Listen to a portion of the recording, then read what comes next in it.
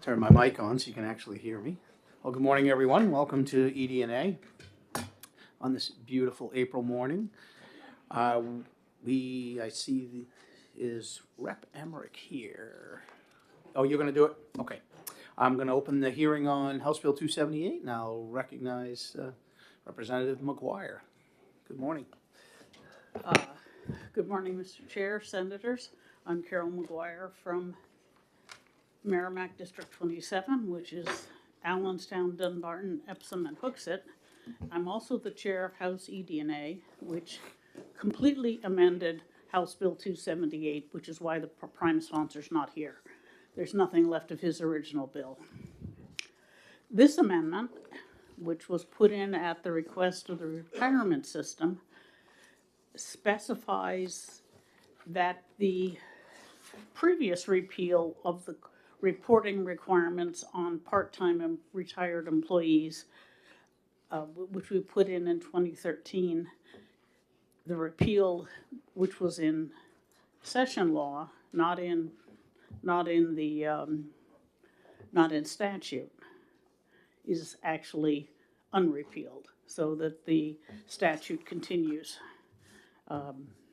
This is a rather embarrassing moment for all of us because we not only put the reporting section into statute, we amended it several times and relied on it, and none of us noticed the repeal hanging out in session law.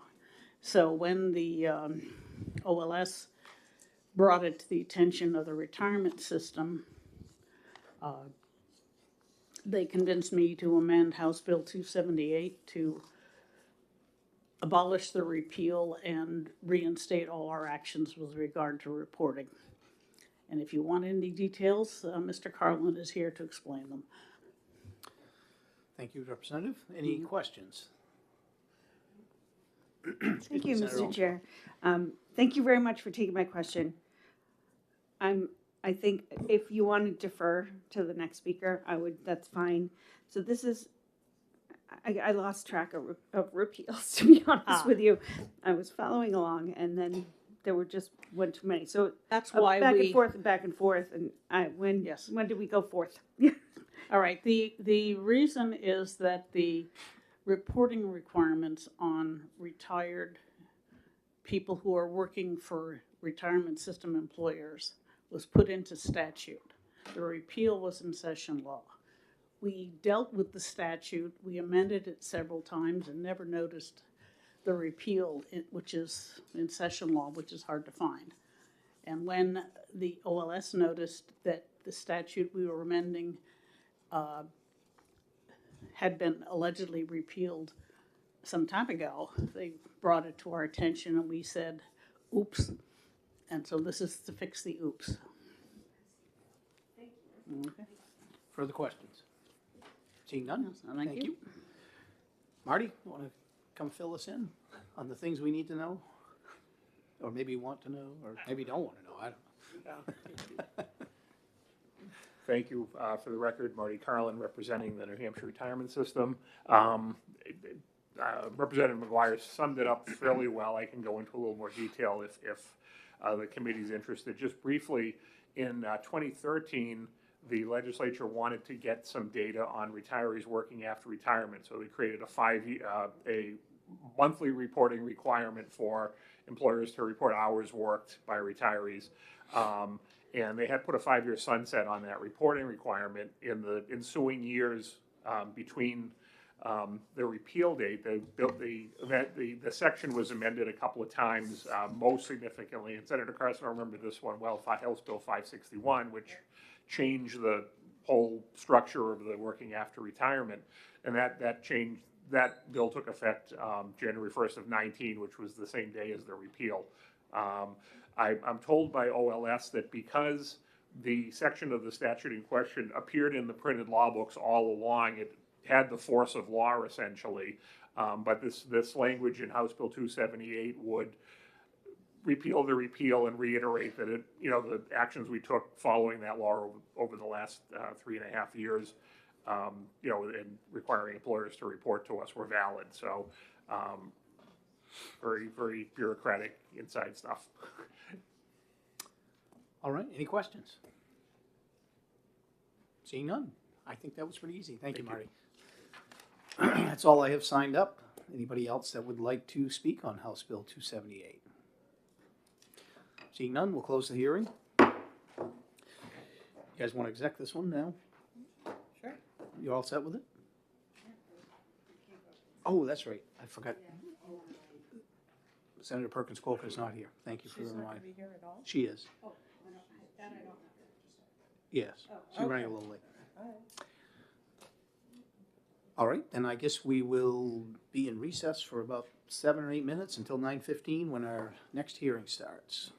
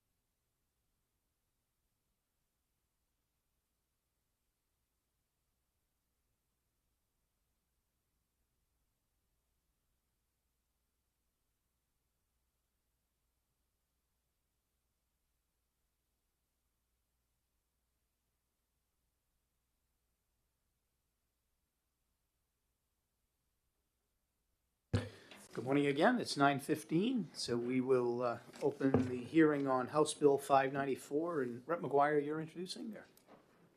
Are you introducing this one? Oh, he is here. Okay, I'm sorry, I didn't see him on the sheet. Oh, oops, we have two sheets, that's why. There we go. All right, Representative, the floor is yours. Thank you for coming to ED&A. Good morning, Chairman Pearl and committee members.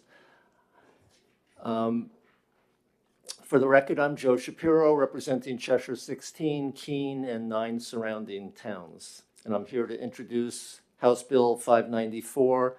And as I'm sure you already know, Senator Rosenwald will be presenting an amendment as well. Having served on last year's committee to study and make recommendations relative to licensure and mental health professions, I'm here today to introduce one of the bills, the underlying bill, that came out of that committee's work. HB 594 was written with the collaboration of OPLC, as is the amendment that will be coming next. The bill makes a small but important change in statute related to reciprocity in all of the boards operating under OPLC. RSA 310A. As we have heard in our study committee, portability, when someone with a license in good standing in another state attempts to apply for a license in our state, it is often more complicated than it should be. The key language to be aware of in this bill is page 1, lines 6 to 8. Quotes, provided that the jurisdiction's licensing requirements are substantially similar to New Hampshire's licensing requirements as determined by the executive director. So what this bill does is when somebody applies for a license in New Hampshire, through any of the boards at OPLC, and they are already licensed in another state, if their licensure requirements are substantially similar, they will have expedited application. But what it really does is it now puts the responsibility of assessing substantially similar into the hands of the executive director rather than all the individual boards. And this is a cumbersome, big job to figure out what's substantially similar. And so now there will be professional staff rather than the volunteer boards who are able to do that for all the licensures. The amendment that Senator Rosenwald will talk about is about New Hampshire residents who are receiving care from out-of-state providers, and how that can happen through telehealth, and I will let her explain that. But I can answer any questions about this initial underlying bill. Thank you for your testimony. Questions from the committee? That wasn't a question? Okay. No, I was just saying hi to my fellow committee. All right. Well, seeing none, thank you. Okay. Senator Rosenwald, do you want to come up and bring this amendment forward? Sure.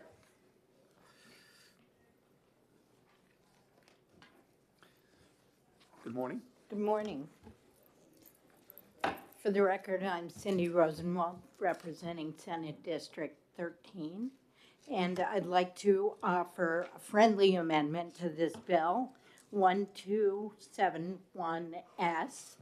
And the purpose of this amendment is to address a common problem that New Hampshire patients are having.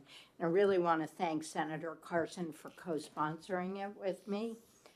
This issue was most recently brought to my attention by a constituent in Nashua.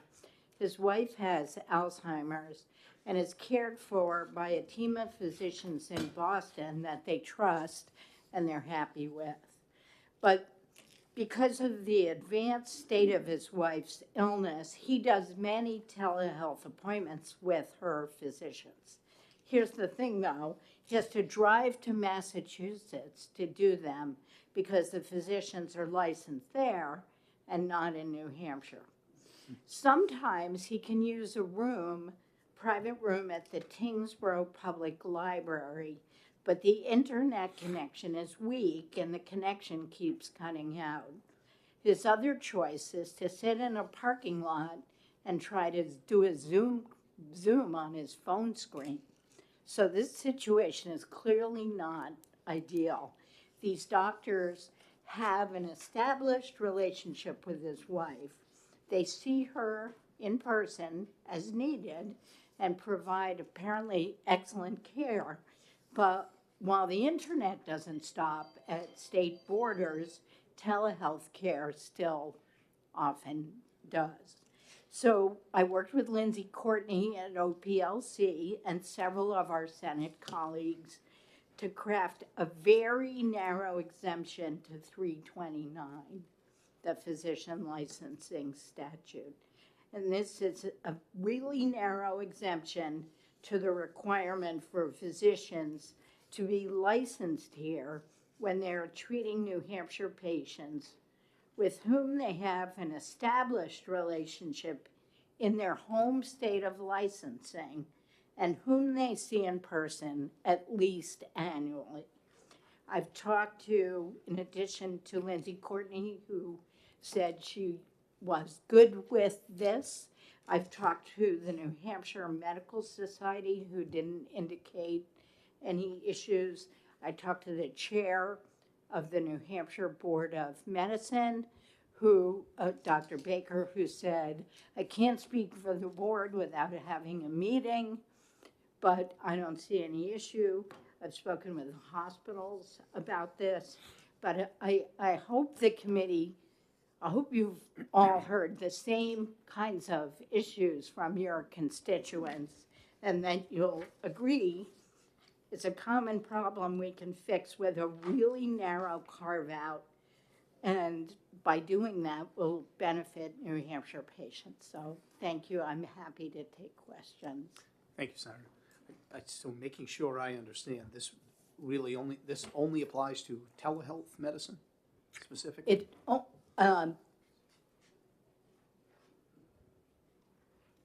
No, but if they're seeing the patient in person in the state where they're licensed, they certainly don't need to be licensed in New Hampshire.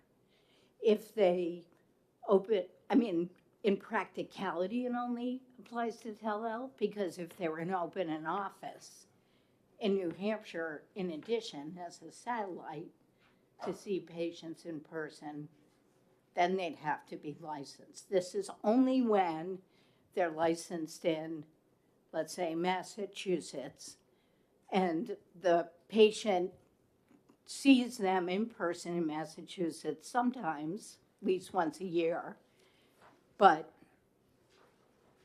this would enable them to do telehealth appointments with that established patient who they see in person at least once a year, without that physician having to be licensed. And it's not just Massachusetts. I mean, I could imagine somebody flying out to the Mayo Clinic in Rochester for some specialized thing, or the Cleveland Clinic, and if they're going to go back and see them at least once a year, this would allow them to do telehealth. But this is not amending the telehealth statute, it's amending the physician licensing statute. So I guess the answer is yes and no. Yes, practically, but statutorily, no. Okay. I could see another situation, perhaps with the Cancer Treatment Centers of America. You know, you might have some others flying out Yes, there but getting you would treated. have to Yeah. go to Correct. their place Right. at least once Okay. annually for an in-person visit, and then you could do telehealth, which, by the way, hospitals, I think, like, because maybe they don't need as much office space. Sure. Further questions? Thank you very much. Thank you. I think I understand. Representative McGuire.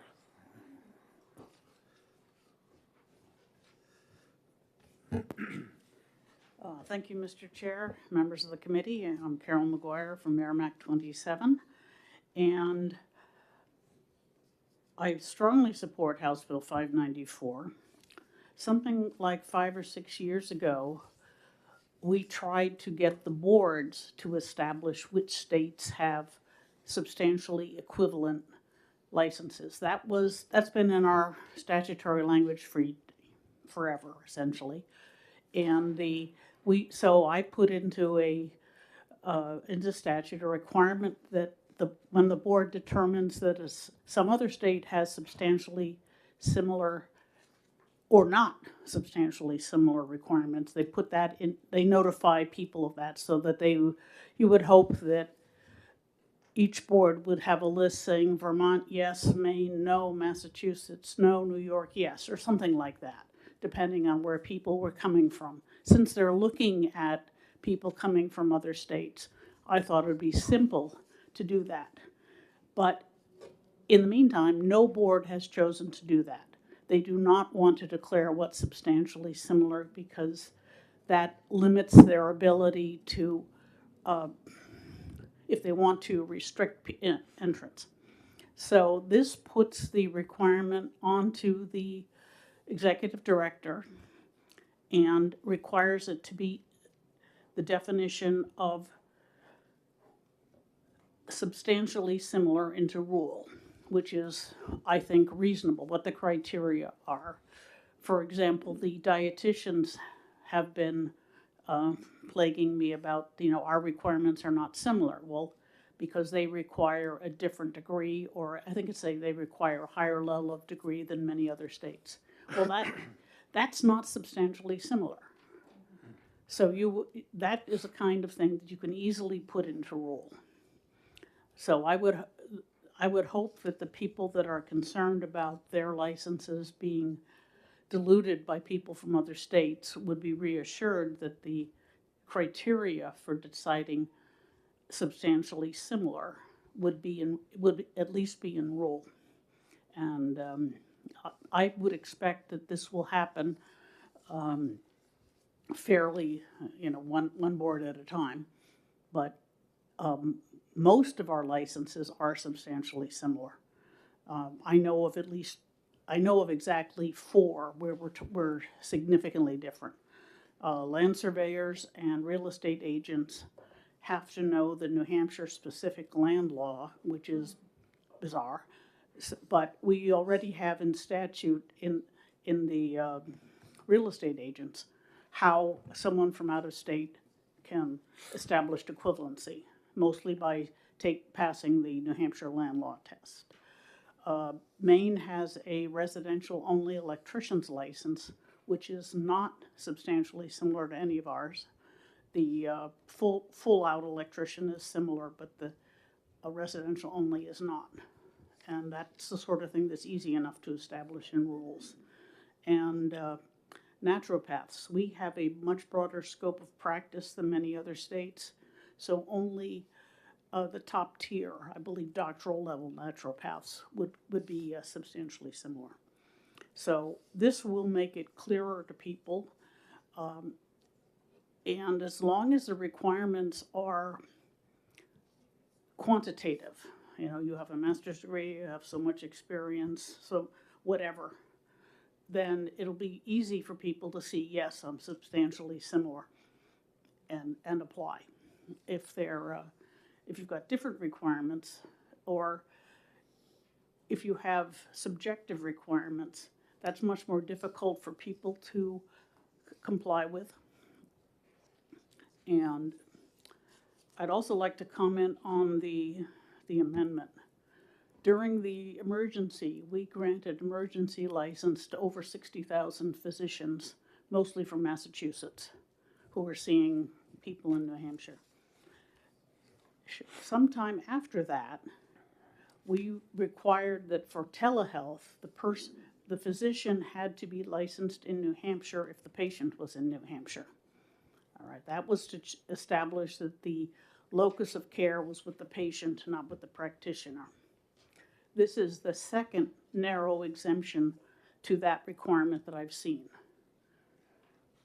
The other one is involving people in the Department of Corrections, where we allow the Department of Corrections to deal with psychiatrists and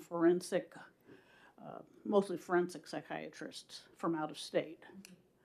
And so I think it might be worthwhile to consider if that blanket requirement is necessary,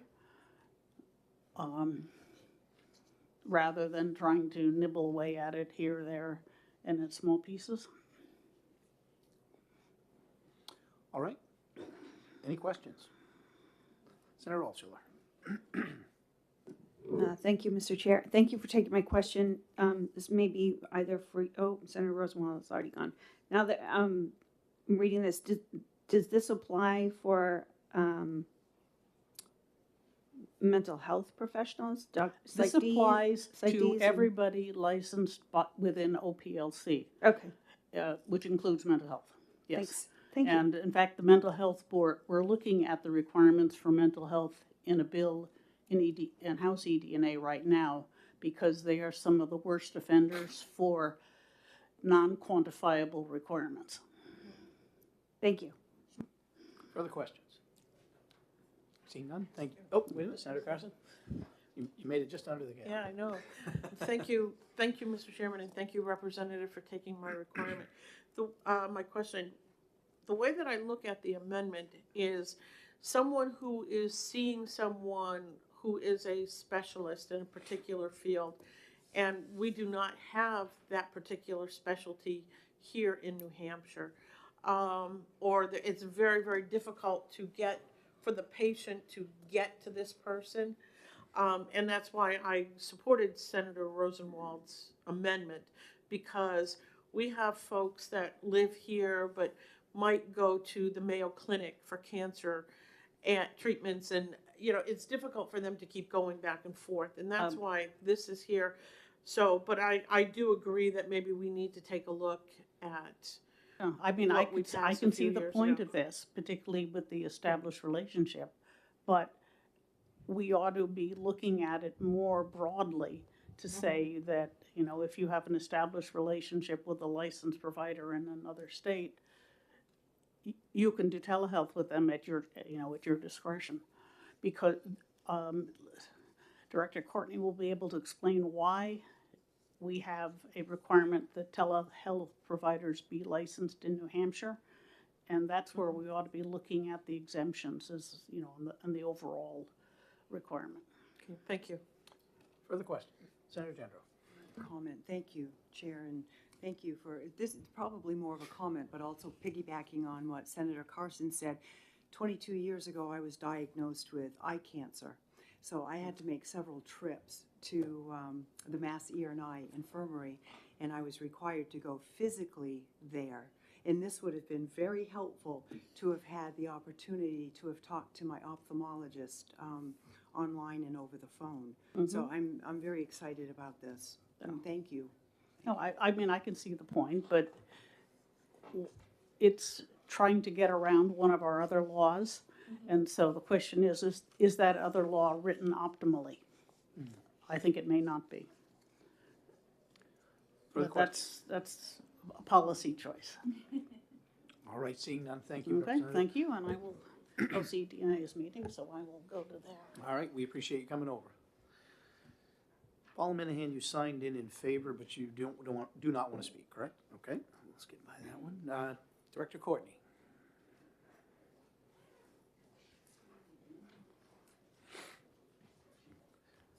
Good morning, welcome back. Good morning. Mr. Chair, members of the committee, I'm Lindsay Courtney. I'm the Executive Director of the New Hampshire Office of Professional Licensure and Certification, here to testify in support of the bill, as well as the proposed amendment to House Bill 594. We saw this similar language last year. I think there were concerns that arose specifically from the Board of Psychology, but what we've observed within the office is that we have an existing statutory requirement under RSA 332G, which is that the boards will determine which states are substantially equivalent.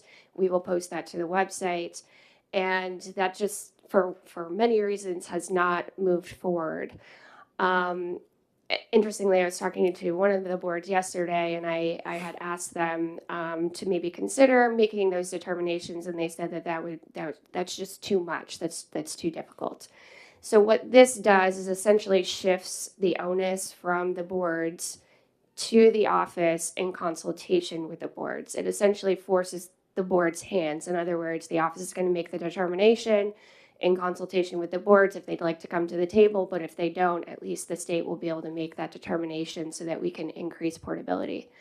I think portability, as we've seen, is incredibly important for expanding our healthcare resources.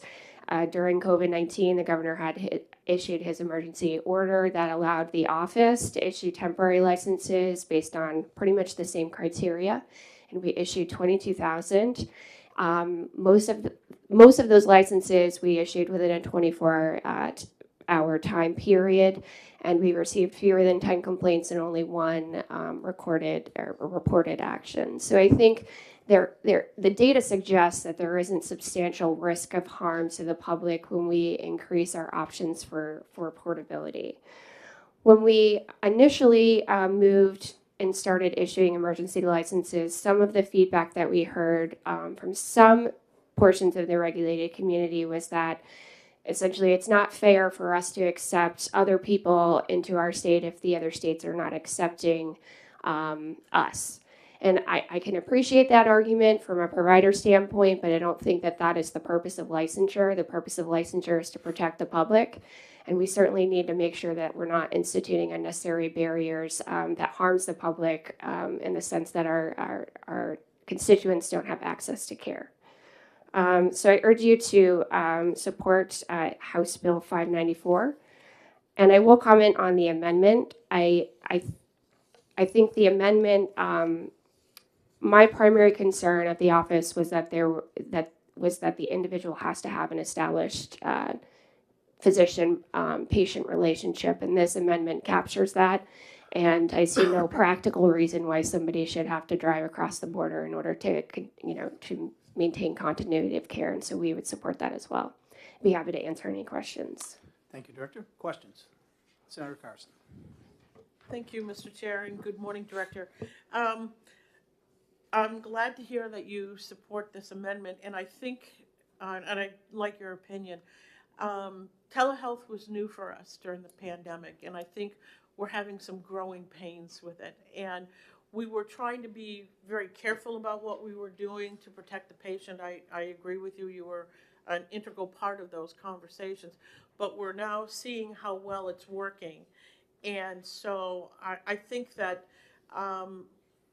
Representative McGuire's suggestion that we go back and we take a look at the statute and just take a look at what we did and realize that we're coming across these types of situations. Do you agree that that is well worth the effort to do? I think it's worth to look at. I think that there are some legal implications that came out of, I forget which bill it was, last year as to where the practice is deemed to occur. From a physician standpoint, the standard of care is pretty consistent across the country. But when you get into the mental health professions in particular, there are different scopes of practice, there are different duty to notify. And so there needs to be a clear understanding as to where the provision of services occurs, because we need to know which law applies. So I think it's worth looking at. I'm not sure that after looking at it, the office would change its recommendation to make any modifications to that. But I think it's worth the conversation, given that telehealth seems to be moving at a faster pace than obviously what we can do from a legislative standpoint. Thank you. Senator Perkins-Coulter. Yeah, thank you, Chair, and thank you, Director Courtney, for being here.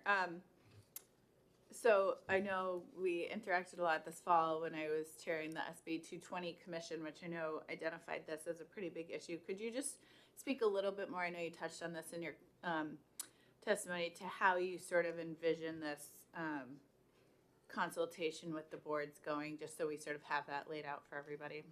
Yeah, so I'm piloting this right now with Funeral, with the Board of Funeral registration of Board of Funeral embalmers and funeral directors. And what we've been doing is I've been evaluating the applications. And as they come in, I see that the person is licensed in Maine. Most recently, I had one in Texas. I look at those requirements, which require an examination. It requires that you attend a mortuary school, which is substantially equivalent to ours. And I presented that to the board with a memo saying, can you please make a determination as to whether you agree? And they have. And so we now have 5 states that they've already looked at, and we'll be updating our website. And I envision that being a similar model that we use going forward. But I think it's a huge task to ask the boards, and this is what the Board of Dental Examiners explained to me on Monday. It's a huge task to ask them to undertake as volunteers, and so I think the onus really needs to be on staff to make that initial assessment and then essentially ask for their expert advice. Just a quick follow-up. Would you believe that not only members of OPLC, but I think many other members of different industries and professions also brought similar testimony to our committee that, having the staff have the discretion to sort of determine what substantially similar would be a huge help to them. So, thank you. Thank you. Further questions? Seeing none? Thanks for your time. Steve Rancourt.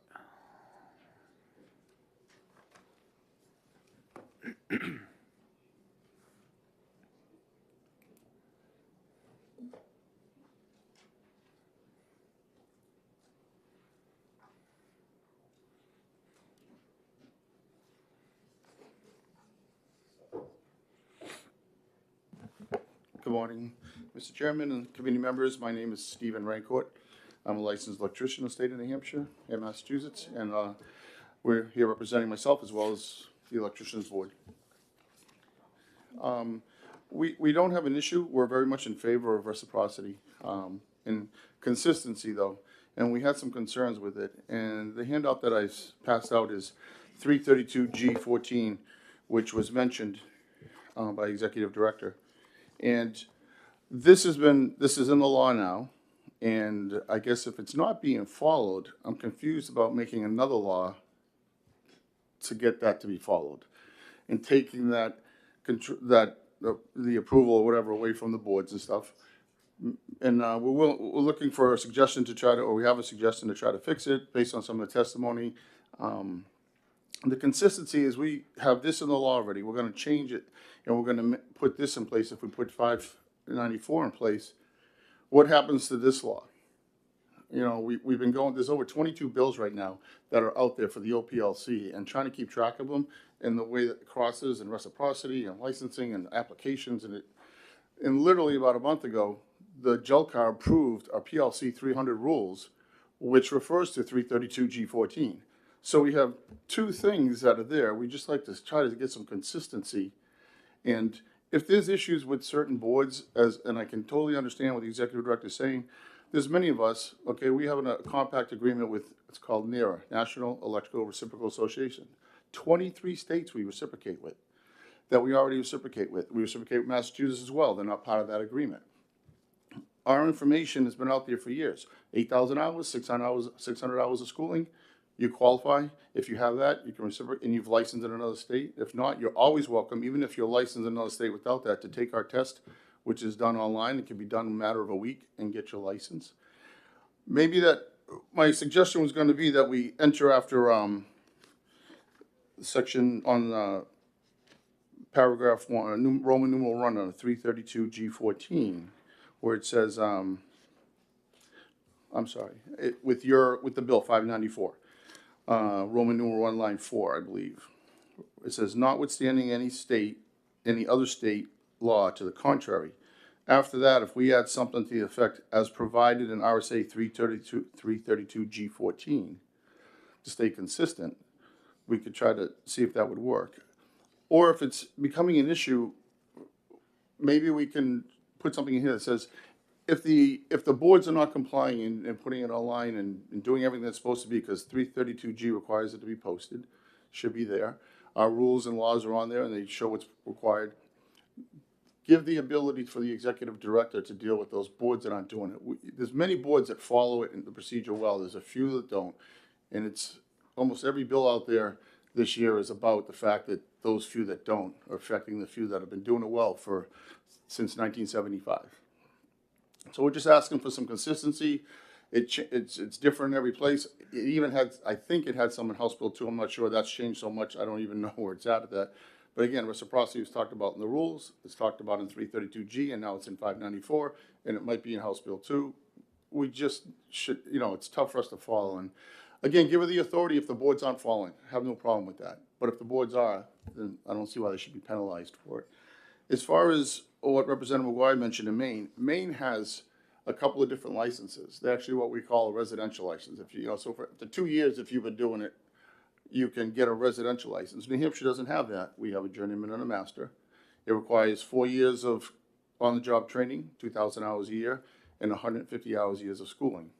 So that's something they put in place. It's a lesser license. So we can't accept a lesser license as equal if it doesn't meet it. You know what I mean? That's just something they've done because it's easier for them. It works for them. Massachusetts doesn't have it, and it would impair or put in jeopardy our reciprocal at even Massachusetts right now. We're one of the only states that do with them, and we're literally have a subcommittees working with the Massachusetts State Board because they paused our reciprocity, even because they were concerned about online classes, that we were allowing online education and their laws don't. So we're literally in the middle of meetings between them and trying to keep this together. So I think it's important. We're not against reciprocal. We're very much for it, but let's try to get some consistency and let's try to fix it so that those boards that aren't doing it wrong aren't penalized, so to speak, for it. Senator Carson. Thank you, Mr. Chairman, and thank you for being here this morning, Mr. Rancourt.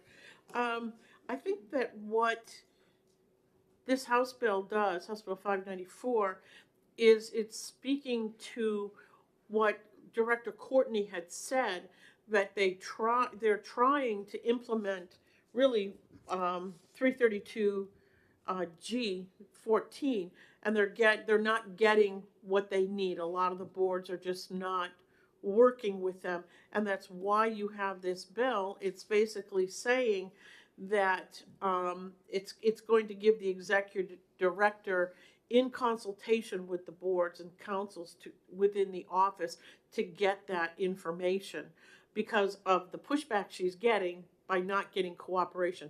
And I think that you and I both know, because we both sat in this room for quite a while on a number of different issues, there are some boards that are very protective and they do not want to cooperate with OPLC. So I think this is why this is here, in order for this to continue on.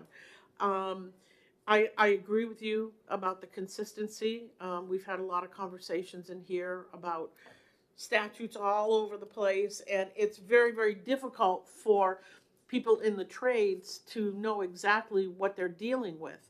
So I think we're trying to be consistent here, but because we're dealing in essence with a lot of telehealth issues, and those are relatively new for us, I think we're going to go through a period of growing pains where we're going to be out there. And as Director Courtney said, they're farther out there, the telehealth, than we are. And that's the way it tends to work with a lot of technology, that it gets out way ahead of us, and we're trying to catch up. But I hear what you're saying, and I agree, and I think that we're going to continue to work on being consistent. And my question to you is, if you look at here, they're looking at license for reciprocity in this bill with 310A1Q. Do you think it would be appropriate to place some of this language in 332G to make it consistent? I guess maybe my question Some is, of the language of the second, because you handed us the statute, you have the second statute where it says any board or commission may determine another state's license, so on and so forth, and replace it with some of the language that's in 594 that gives the director the ability to work with the boards when it comes to looking at temporary or reciprocal licensing. Would that be helpful? Yeah, Senator Carson, thank you. I appreciate the question. And yes, I believe it would be helpful depending on the wording of it. And I would caution that if we can make it so that if you're going to make a list of substantial equivalent, right? If this was to go through, it sounds like they're gonna set up substantial equivalent, is what it seems like they're gonna do. Why don't we just do that now, put in 332G? And enforce that, she can enforce that, right? So let's define that. A lot of boards already have that, have it already. Some don't, and I understand it's a big problem, and we feel bad that it's going.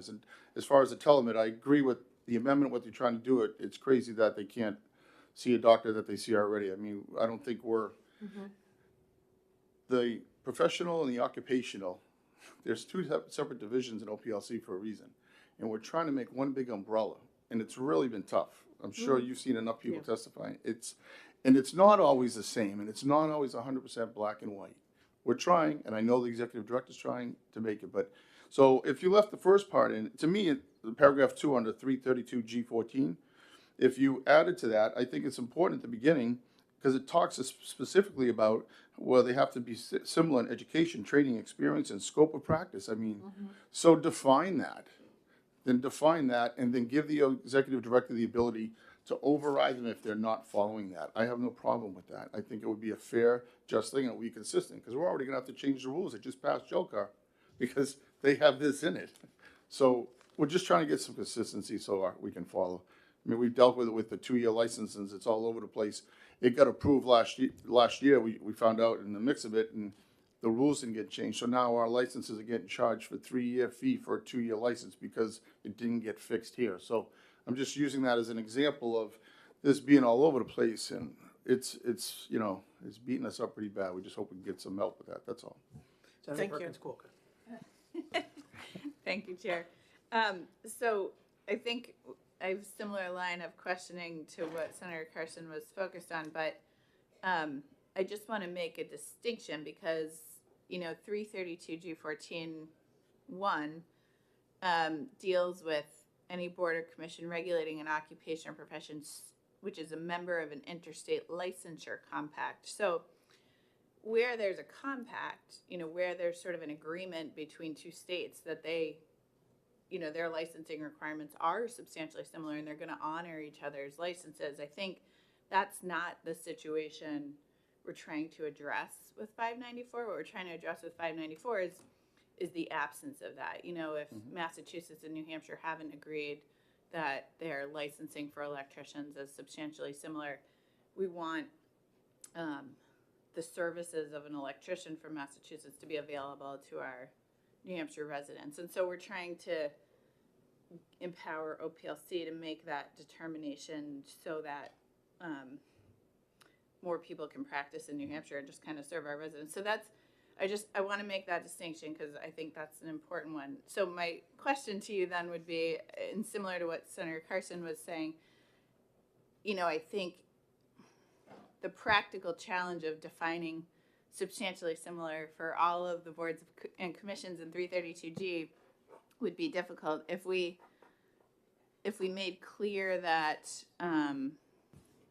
either Roman numeral 2 applied only to situations where there was an existing compact, you know, or we made clear that these determinations were in consultation with OPLC staff. I mean, I think that's how we kind of sync these up. And then I guess just to get your reaction to one more idea, you know, in places where boards have created existing definitions of substantially similar, perhaps we could add some language into HB 594 giving deference to those existing definitions, like you're saying your board has created. So that was a long question with a lot of pieces, which I'm happy to repeat, but I'd welcome your thoughts on any of it.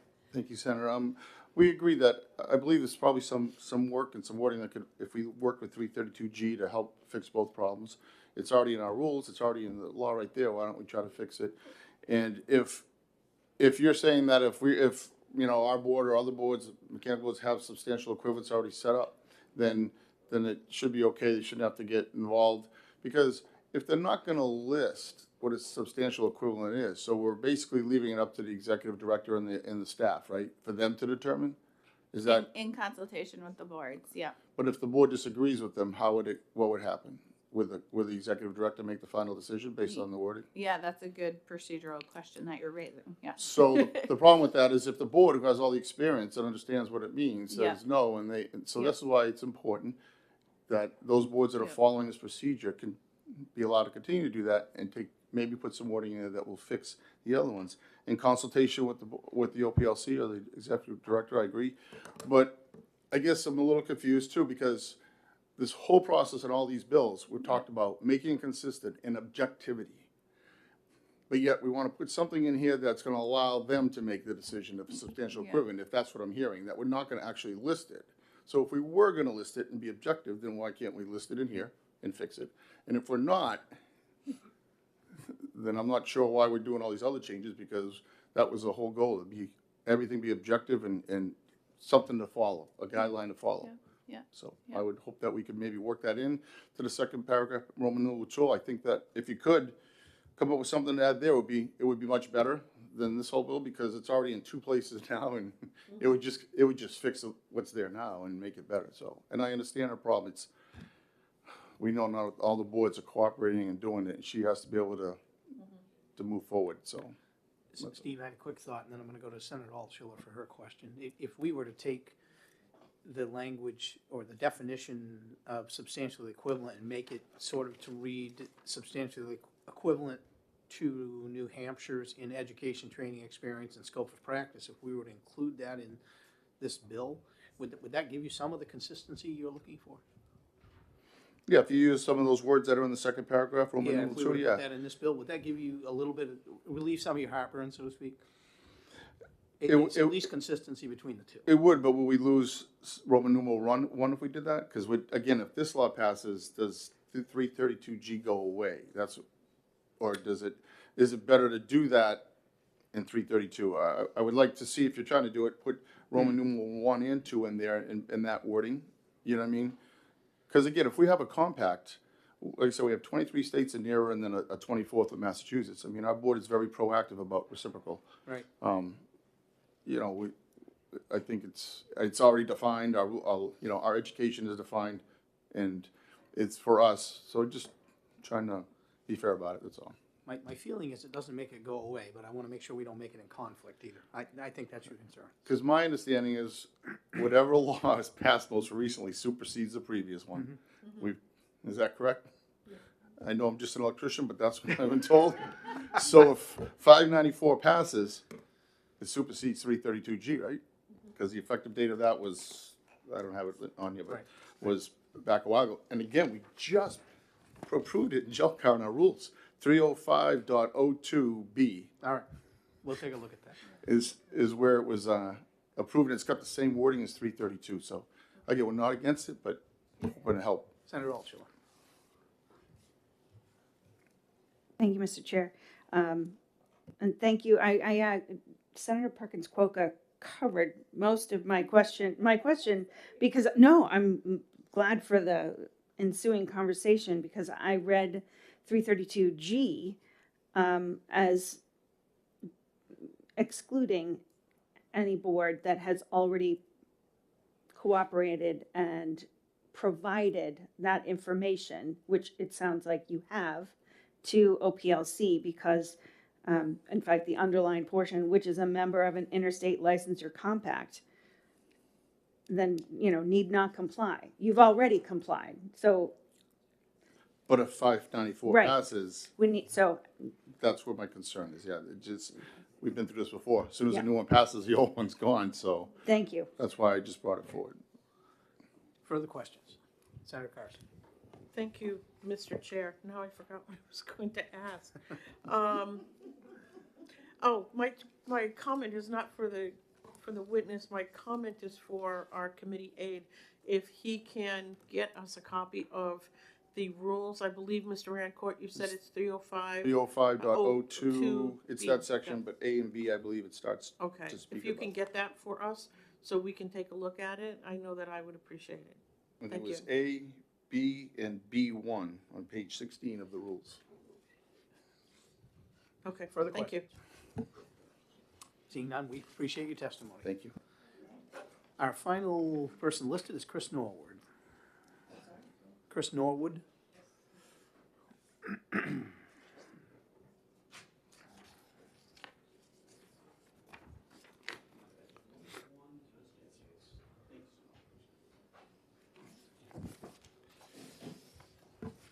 morning. Good morning, Mr. Chair, members of the committee. For the record, my name is Chris Norwood. I'm a licensed real estate agent in the state of New Hampshire. I'm the 2023 chair of the New Hampshire Association of Realtors Public Policy Committee. The realtors are opposed to this bill for some of the similar reasons that Mr. Rancourt, the gentleman who just preceded me, just spoke about. So what I'm going to do is I'm going to start with the solution. Hopefully that'll help speed things along.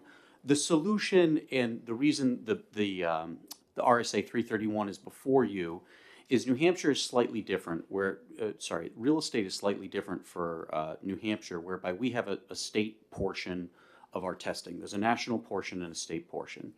So, Mr. Chair, you were calling out, a potential amendment that would alleviate some heartburn. So I think what we're looking to do is carve out RSA 331, which is the New Hampshire real estate licensing portion, or perhaps more broadly, maybe there's other boards that have similar concerns. Carve out any board that already has a specific New Hampshire portion to their state licensing that is unique and different from any national portion. So for New Hampshire, some of the potential heartburns that could come up with this would having a out-of-state broker or salesperson working in the state without knowing our rules. Title V in Massachusetts, where you get into septic systems, that's different for New Hampshire versus Massachusetts. Even the culture of New Hampshire and Massachusetts, purchase and sales versus letters of intent, they're handled differently. Trying to think of some other ones. But landlord-tenant laws are very different in Massachusetts, Maine, New Hampshire, Vermont. And while certainly we work with out-of-state brokers who come in from other non-abutting states, it's the abutting states where we see the most amount of traffic. And so those are the ones that I cite today. Back to some earlier testimony from Director Courtney and a few others. We do believe that reciprocity is not the goal. Reciprocity would say, oh, if this state gives it to me, we'll give it to you. By the way, that's how it used to be 20 years ago, but all those old agreements are since lost and in the dust. It's not that. It's about protecting the consumer, and we feel that having the licensees work in the state, having at the very minimum pass those 30 questions, and I realize it's a low bar, but the studying process and the engagement is certainly better than nothing at all. And while I completely support Director Courtney and everything that she's done, 1,000%, she's not going to be there in perpetuity. And I'm concerned in House Bill 594, it grants so much authority to the executive director that at some day when she's no longer in the position, there could be a different mindset of what substantial, what's the phrase, substantially similar. Thank you, Senator.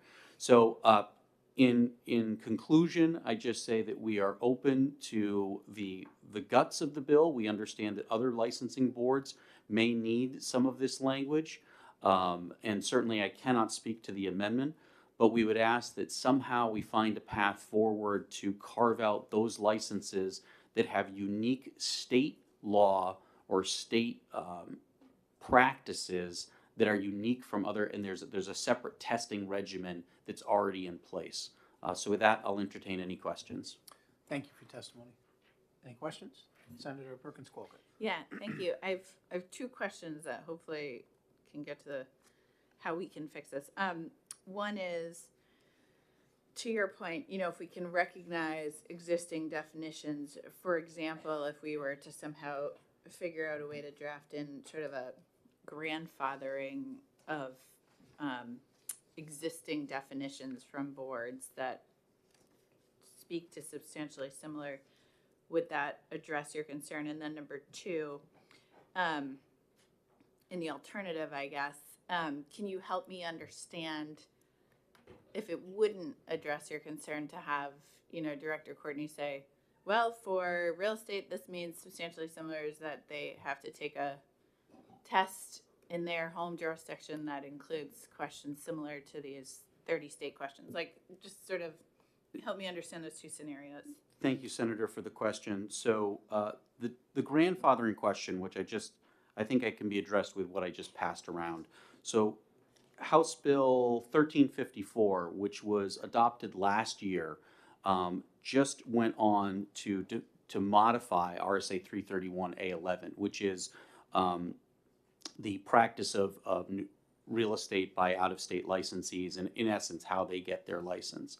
So one of the concerns I have with kind of the grandfathering question is now similar to the electrician's concern, is now we have conflicting, state statute. 331A11 would say something about testing, but then this new bill would create new language surrounding what substantially similar is. And I believe, Senator, that to your second question, Director Courtney, in her testimony in the House, had said that she believes that real estate practice is not substantially similar and would require the test. But again, it just goes to the point of putting that much authority in the executive director. I get it. Director Courtney needs authority to push some boards. I'm trying to balance that against what we see as the unique state, and I'll say that those 30 questions are unique to New Hampshire traditions, New Hampshire law, and so it's not as if there's overlap with those 30 that have to deal with broader real estate, multi-state transactions. That's helpful. Thank you, Chair. Further questions? Senator Altshuler. I may be opening up another can of worms here, so, sorry. Thank You you want me to hit the for, gavel? yeah, no, thank you for allowing the question, Mr. Chair, and thank you for taking my question. You may have already gone through this with last year, what was last year's House bill you just 1354. 13, I just wanted to write that down, 1354. If New Hampshire has a state, there are the federal tests, the national tests, and then the state tests. That state test would mean that it's not substantially similar then, isn't it? So there would have to be an additional consideration for the realtors because the nature of just having that test differentiates it from being substantially similar. So is that not the carve out? Thank you, Senator, for the question, and by no means is it a can of worms.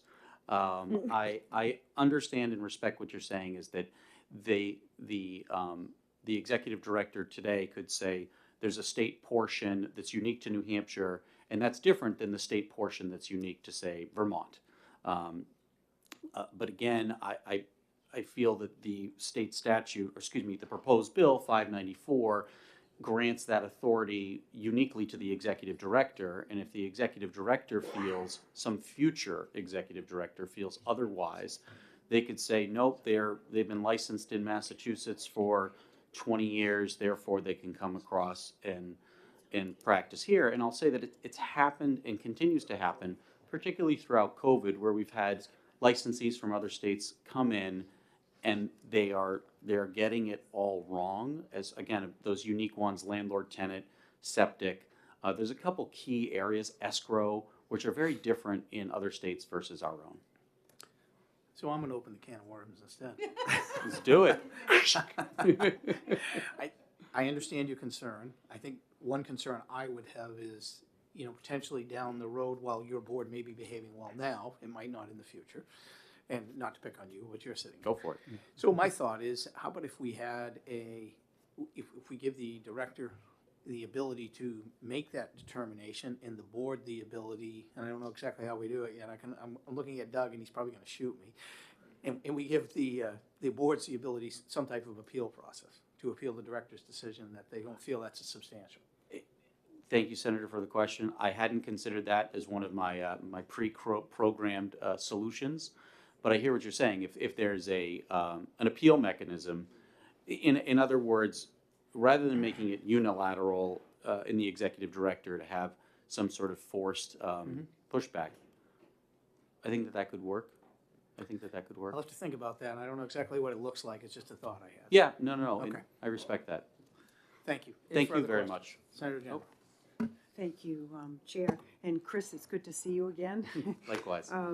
I would have to echo what Chris is saying. I have my real estate license, so I know how important it is from state to state.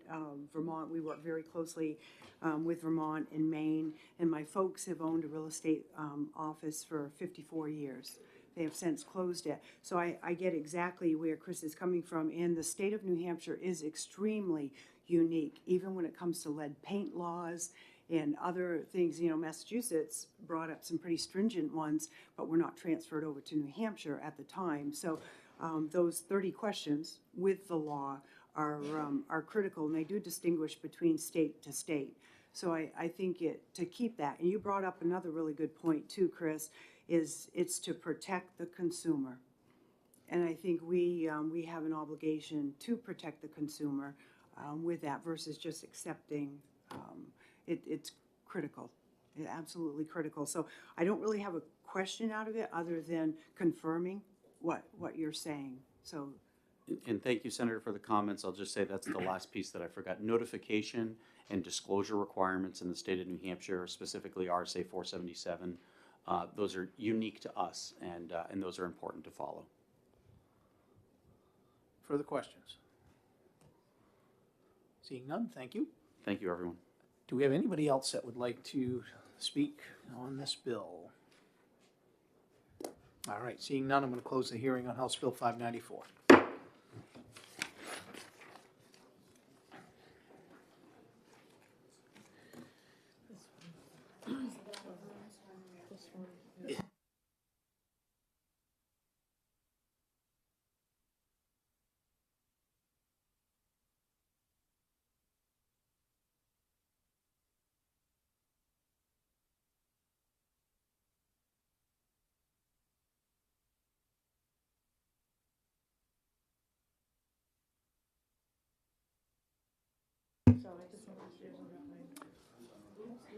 All right, we're going to open the hearing on House Bill 457, and Rep. Bernardi is here to introduce.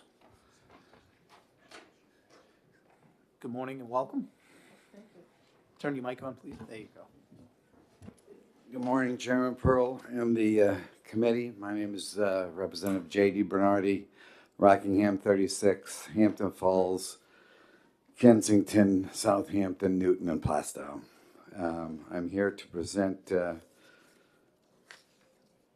HB 457, and it's a fairly simple bill. It does two things. First, it requires that the Treasury Department work or be governed by fiduciary duty responsibilities. You would have thought that that might have been a standard that was in our law, but it is not. So it adds that responsibility, and the pension funds are already under the sole beneficiary responsibility, so no need to address that.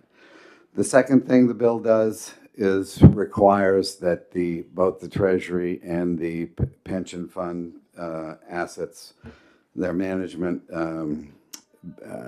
submit a quarterly report to the legislature on their compliance with that standard, to make sure that we basically have transparency here, independent checks and balances, oversight of compliance with that fiduciary or sole beneficiary responsibility.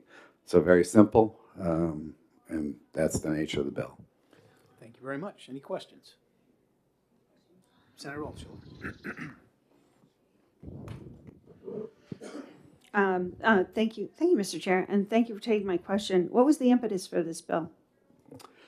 The impetus is that there is a movement within the financial community, and you see even the current administration changing the ERISA laws to allow a broader definition of what is fiduciary duty, to include compliance with ESG or other factors. And this is to make sure that New Hampshire stays pure to a strict fiduciary responsibility. Follow-up? We just heard this morning that the state of Massachusetts has instructed its treasurer to withdraw their state's retirement funds away from industries that support firearm manufacturing. Is this bill similar? Is this bill trying to head off our state from being able to make decisions about industries that the retirement system does not, doesn't reflect the values of the state? So the bill is only requiring that the state, that the treasurer and the pension funds report on their compliance with the strict fiduciary duty responsibility. I think it's clear. There have been multiple reports when doesn't do that, the rate of return is lower. About 9% has been reported. Depends on the report you're looking at. And so the investments for the state as well as the beneficiaries of the trust should be the primary goal. We want to maximize those. We do not want to denigrate from that responsibility. So that's what we would have essentially that checks and balances examination be doing on a quarterly basis. It doesn't specify what funds or what actions may be taken. It just that the fiduciary responsibility be withheld. Further questions? Senator Carson. Thank you, Mr. Chair. Thank you, Representative, for being here this morning. I noticed in the bill that it, as you said, it requires the treasurer and the retirement system to make quarterly investment reports to the LBA. Do you think there should be a requirement for the LBA to provide those reports, those investment reports, to the fiscal committee? It's my understanding that any reports to LBA automatically go to fiscal committee. I might be wrong on that, but that's my understanding. Thank you. Further questions? Senator Altshuler. Thank you for taking my question.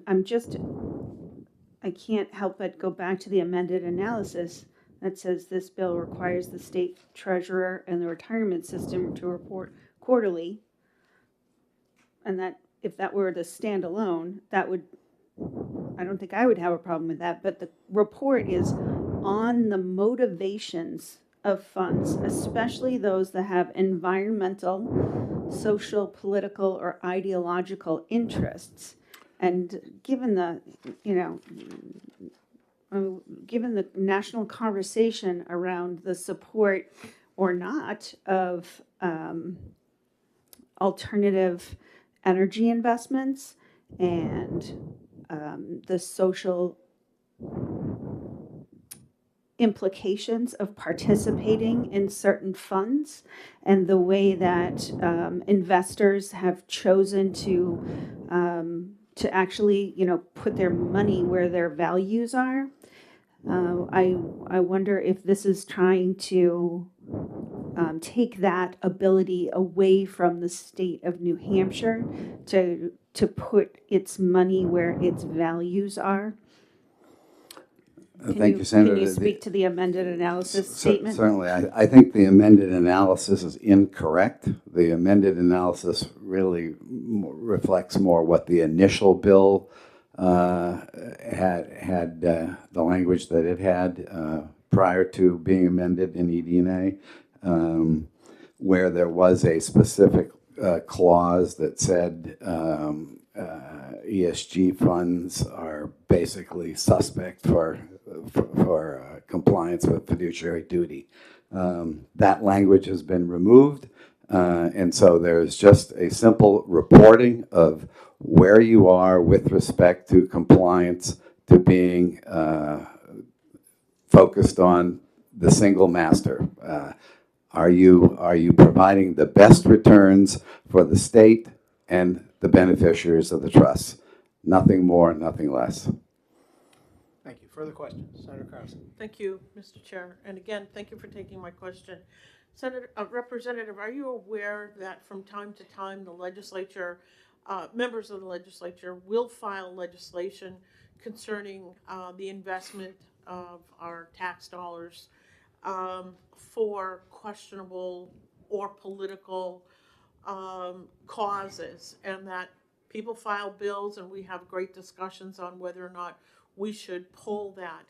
And this bill does not supersede anyone's ability to file a piece of legislation concerning where our tax dollars go.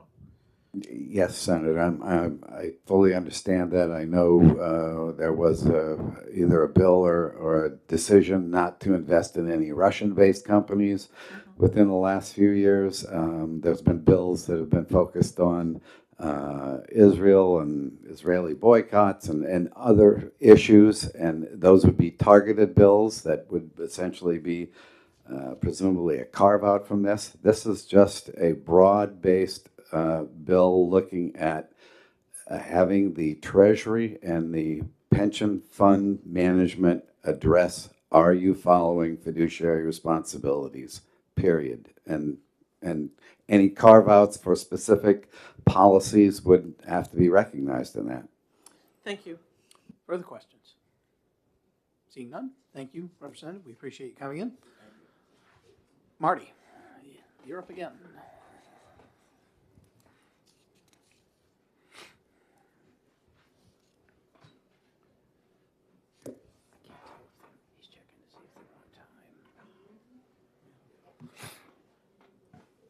Thank you, Mr. Chair. For the record, Marty Carlin, representing the New Hampshire retirement system.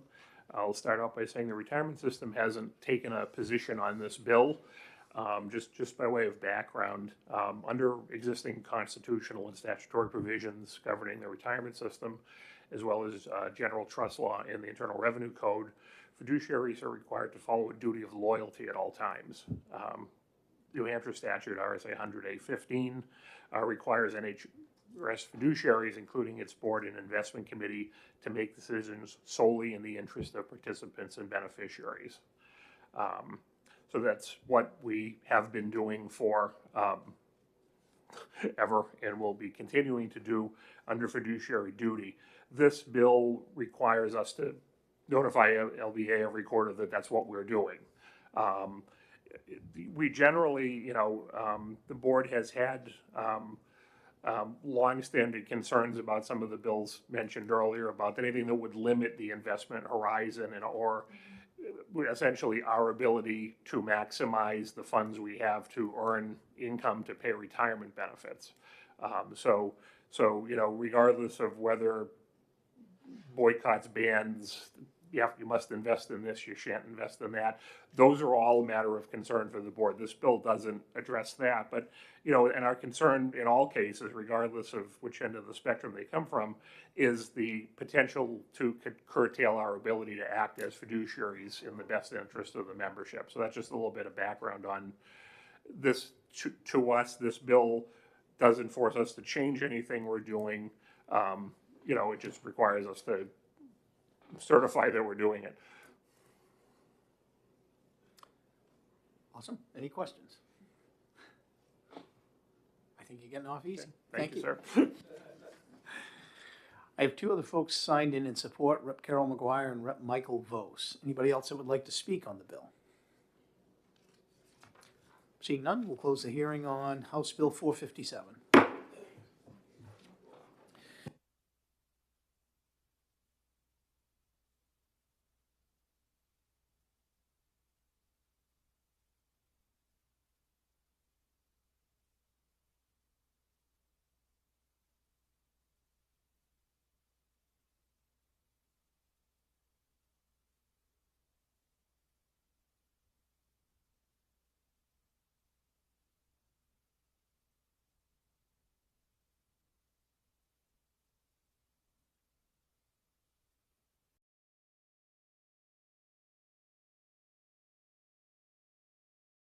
The public hearing on House Bill 532 and call the prime sponsor, Rep. McGee.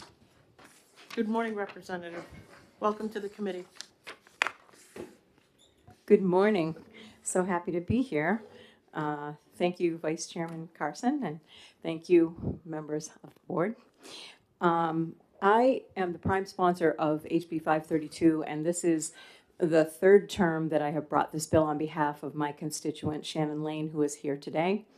She is a music therapist, and we have been shepherding the bill on those 3 separate occasions in order to get it to the point where it is a well-honed and well-constructed bill that really speaks to all of the conditions and concerns that have come up over those 3 cycles in the House and Senate. I guess where I want to start is I just want to say in the initial hearing that I attended, I was more moved than I had ever been in any hearing by a patient of my client who is now a grown young man, and he came in to testify. He was blind, and he came in to testify on his experience and where his life had gone as a result of having had the correct therapy at a time in his life when nothing else was really affecting him and reaching him. And he was a motivational speaker, and I think, you know, Shannon can certainly speak much more extensively about his experience. But I was so moved by this young man's story. And I think the crux of the matter here is that music therapists that are operating in the state of New Hampshire are asking to be acknowledged under the allied health therapies as a legitimate form of therapy. And the therapists themselves have established this fact over and over again. They have come up in the process against speech therapists who were concerned about the scope of work, you know, people that wanted to have different aspects of their concerns addressed in the bill. And the bill that you see before you today has addressed all of those concerns. So I actually was out for 6 weeks at the beginning of the term, and that's why there aren't co-sponsors on it this time. I had some health issues, but so what my understanding is that this is really the 3rd round that eDNA in the House has created a subcommittee, worked on all the issues on the bill, and come up with what you see before you today. So I'm just hoping that we can get this through for them at this time. And there are other people signed up to speak from EDA, and as well, my constituent is here today to speak on her own behalf. So I would just thank you for your consideration. Thank you very much for your testimony, Representative. Are there any questions from the committee? Okay, seeing none, thank you. The chair will call Representative Grote. Good morning, Representative. Good morning. I'm Jackie Grote. I represent Rockingham 24. I wanted to share with you that in the eDNA committee, I believe this bill went to the floor without recommendation because there are members in the committee that are concerned about licensing and its validity. But the floor vote was overwhelmingly in favor of this bill because of the benefit that it gives to veterans. And it's important to understand that in New Hampshire, the only way to get insurance reimbursement, especially with Medicaid, is through licensing. So that allowing this practice to be licensed, this mental health practice to be licensed, it would allow those receiving the benefit reimbursement. And I gave this speech on the floor. I think it's going to help. In your brain, your speech is governed by the left half of your brain, and the right half of your brain is where creativity and music stimulation is made. So if you have a traumatic brain injury that's hurt the left half of your brain, music, and this is not just turning on the radio and listening. This is targeted music that allows the brain to develop its bridge back to the left side. So it's an important means of addressing brain injuries and autism and also PTSD. Thank you. Thank you very much for your testimony, Representative. Are there any questions from the committee? Seeing none, thank you very much. Thank you. The chair will call Shannon Lane.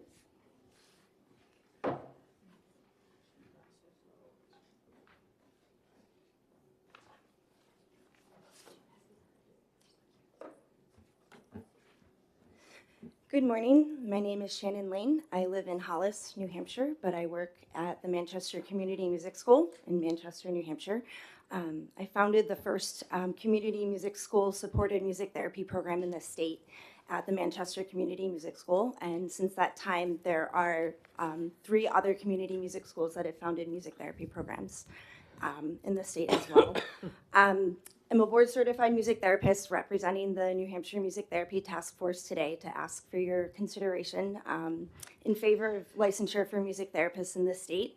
One of the biggest barriers that we've encountered with getting access to service for our families and facilitating their right to choose their provider is a barrier with licensure where Medicaid and other private insurances specifically cite our lack of having a license number in the state as, a barrier to applying for, reimbursement for services, or it makes the process quite difficult.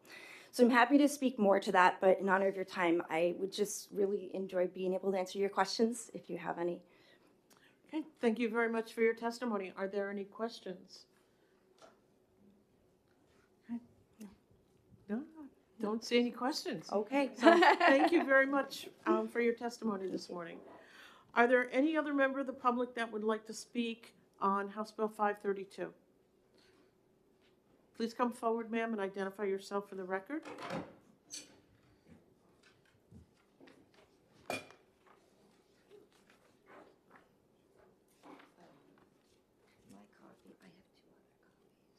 Ma'am, he can make those additional copies. I want this one in front of me. I packed it.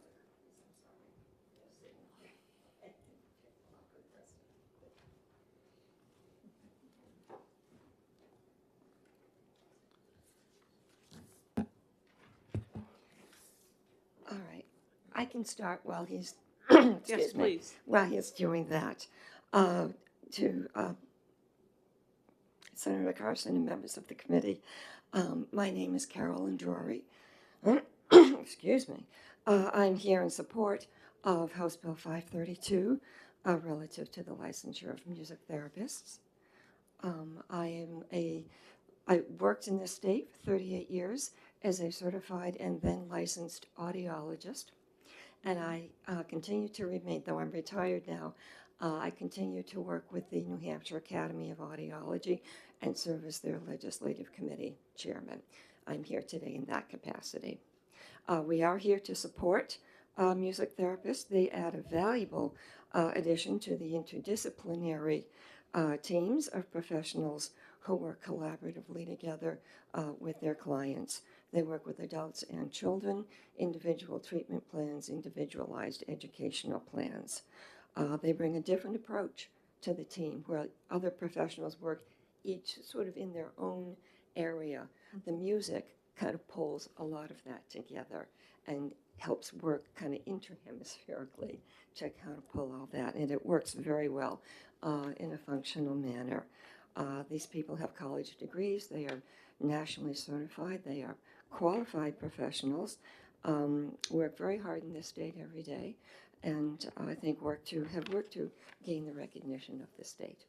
So again, I ask that you support or vote to find HB 532 is ought to pass. Thank you very much for That's your it. testimony. Are there any questions? Okay, seeing none, thank you. Again, are there any other member of the public who would like to speak to House Bill 532? Okay, seeing none, we'll close the public hearing.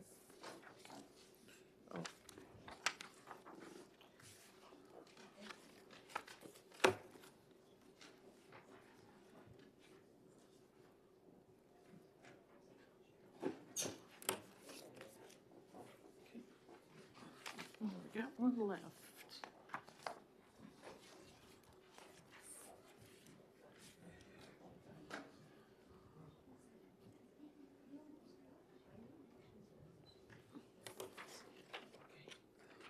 Thank you.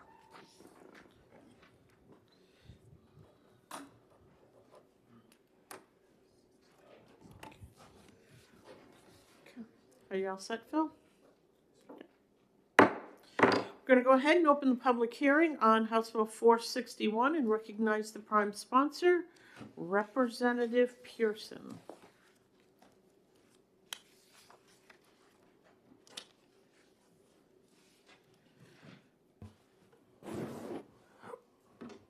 Good morning, Madam Chair, Senators.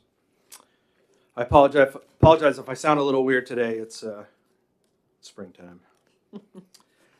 House Bill 461 exists because of a problem that years ago we were told was going to go away, and it hasn't. So what this bill does is it says that a municipality cannot decertify a Group 2 position without an analysis of the debt that that position has created. Because in essence, if you do that, you transfer the debt of your community to another community. And that's just simply not fair. So this was, Representative McGuire and myself discussed this 2 years ago. We'd been monitoring the situation, and the problem has continued. This came out of eDNA 20-0. It passed on a voice vote in the House. So the guts of this basically says if you are going to decertify a position or you're going to make it part-time, and I'll use air quotes for part-time, that you have to look back 5 years on the position to obtain a reasonable salary for that position. The unfunded liability portion of that position needs to be calculated by the pension system, and then there'll be a 20% penalty put on that number. The duration of that penalty will exist for 15 years unless the position is recertified, if you will, back to a full-time position. The first community to do this was Franklin, the city of Franklin, back years ago. And it was fairly isolated for quite some time. We've seen this happen in the more recent years in several other communities. And we thought it best to kind of nip this in the bud. This is not a tactic that should be used to relieve a community of their pension debt.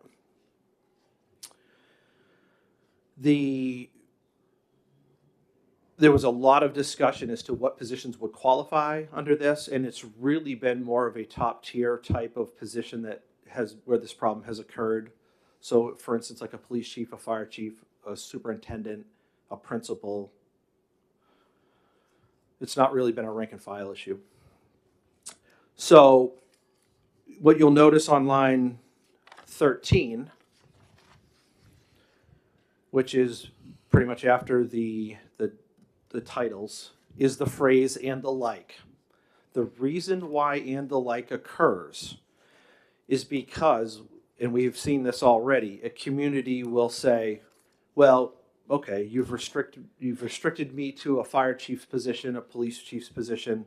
We're just going to call that an emergency services coordinator, or make up some kind of laundry list of titles to basically just circumvent the law. So "and the like" was added to just basically prevent that from occurring. The language is very clear as to the levels to which these positions are covered. This is, again, department heads. And we don't want to repeat basically what the city of Franklin did, which was just change the title of a job. There's been a lot of focus in the last 6 years, especially on the unfunded liability in the pension system and the actions that are occurring by the state to work on reducing those debts. We do not want to contribute to increasing that through the actions of transferring a full-time position into a part-time position, and yet they're paid six-figure salaries at 32 hours a week. So in essence, do the same job they're already doing. just without having to contribute to the pension system at the municipal level. The other thing that creates, which is, at least on the House side, a very dirty phrase, and that's double dipping. Because when you transfer these into a part-time position and you rehire back the person you just had, they are now collecting their pension and they're collecting a salary for the job they're doing. That's been frowned upon in this state for a very long time, and there seems to be no appetite to allow that to continue.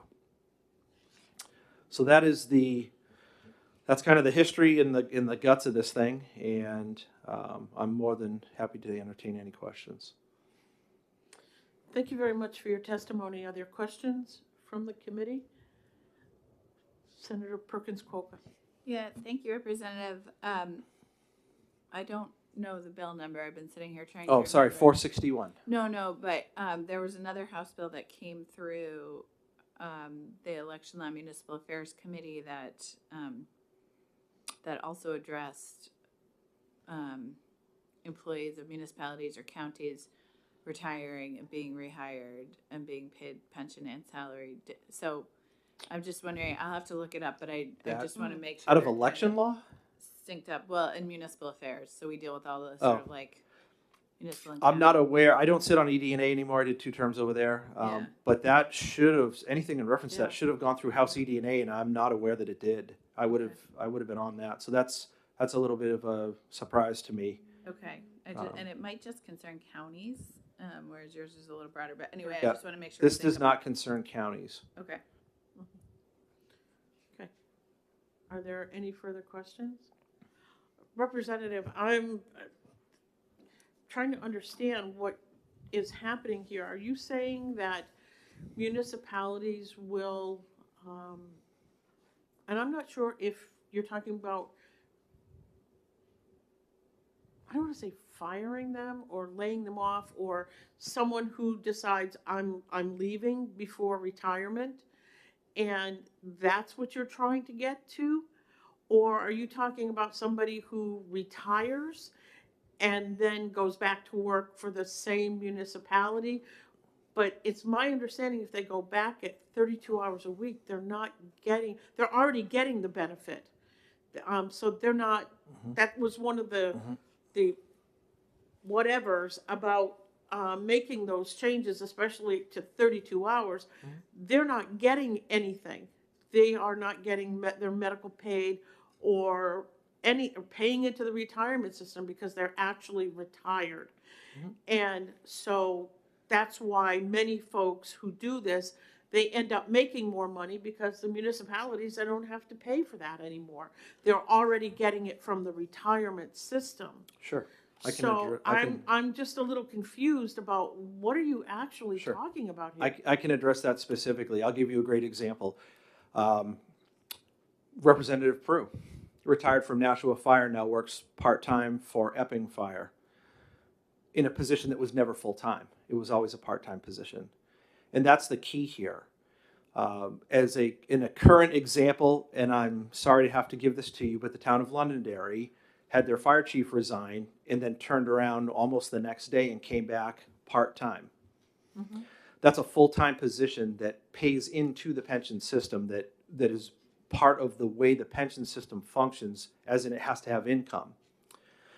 So this is not addressing smaller communities that have positions that are part-time. Certainly, we're not interested in messing with those at all. This is addressing positions that were full-time that have been decertified now to part-time for the sake of, in essence, getting around their pension debt.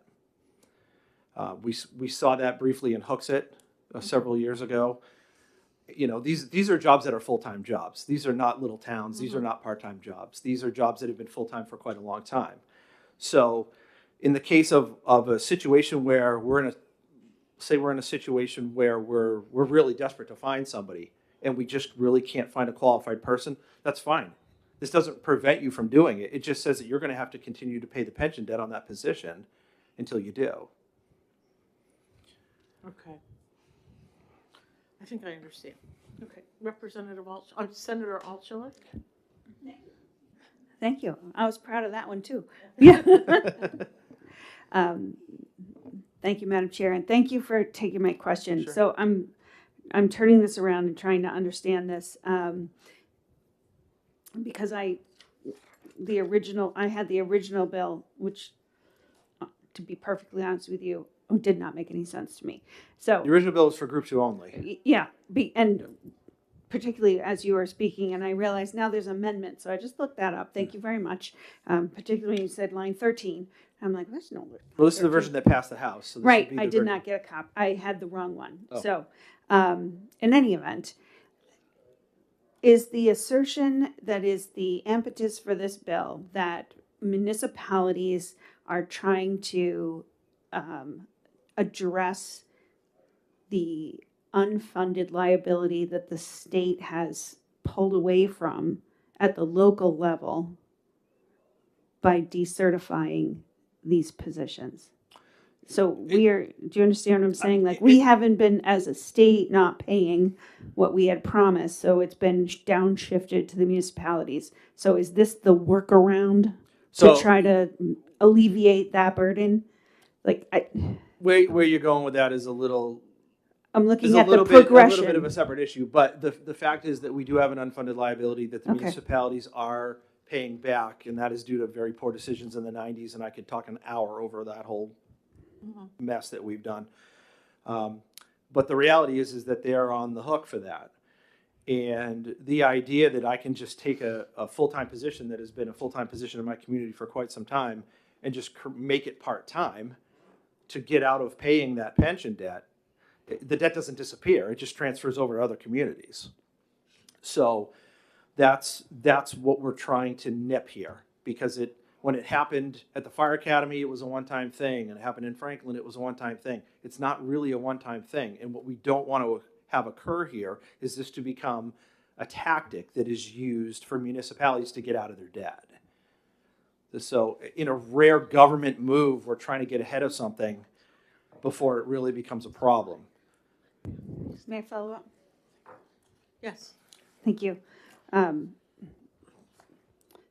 So addressing the instances where the one-time things are now presenting a pattern that you're identifying, is if I understand your testimony correctly, there are positions of police chiefs and superintendents of departments who have resigned from their positions, or the position has been eliminated, or It's mostly just retirement situations where they retire from a position, and they don't necessarily have to come back to in the case of Londonderry, they literally came back to the job they were on. But in the case of Hooksett, that was a transfer from another community. Okay, so they're retiring, and then they are coming into the same position or equal position, and they are not working full-time, or they're working full-time. On paper, they're working their 32 hours, but it's real, See, the assertion is that they're actually doing a full-time job under a part-time designation. Correct. Thank you. I'm starting to follow the thread here. Thank you. Further questions? I got here just in time. Seeing none, thank you. Thank you for your timing, Mr. Chairman. Marty Carlin.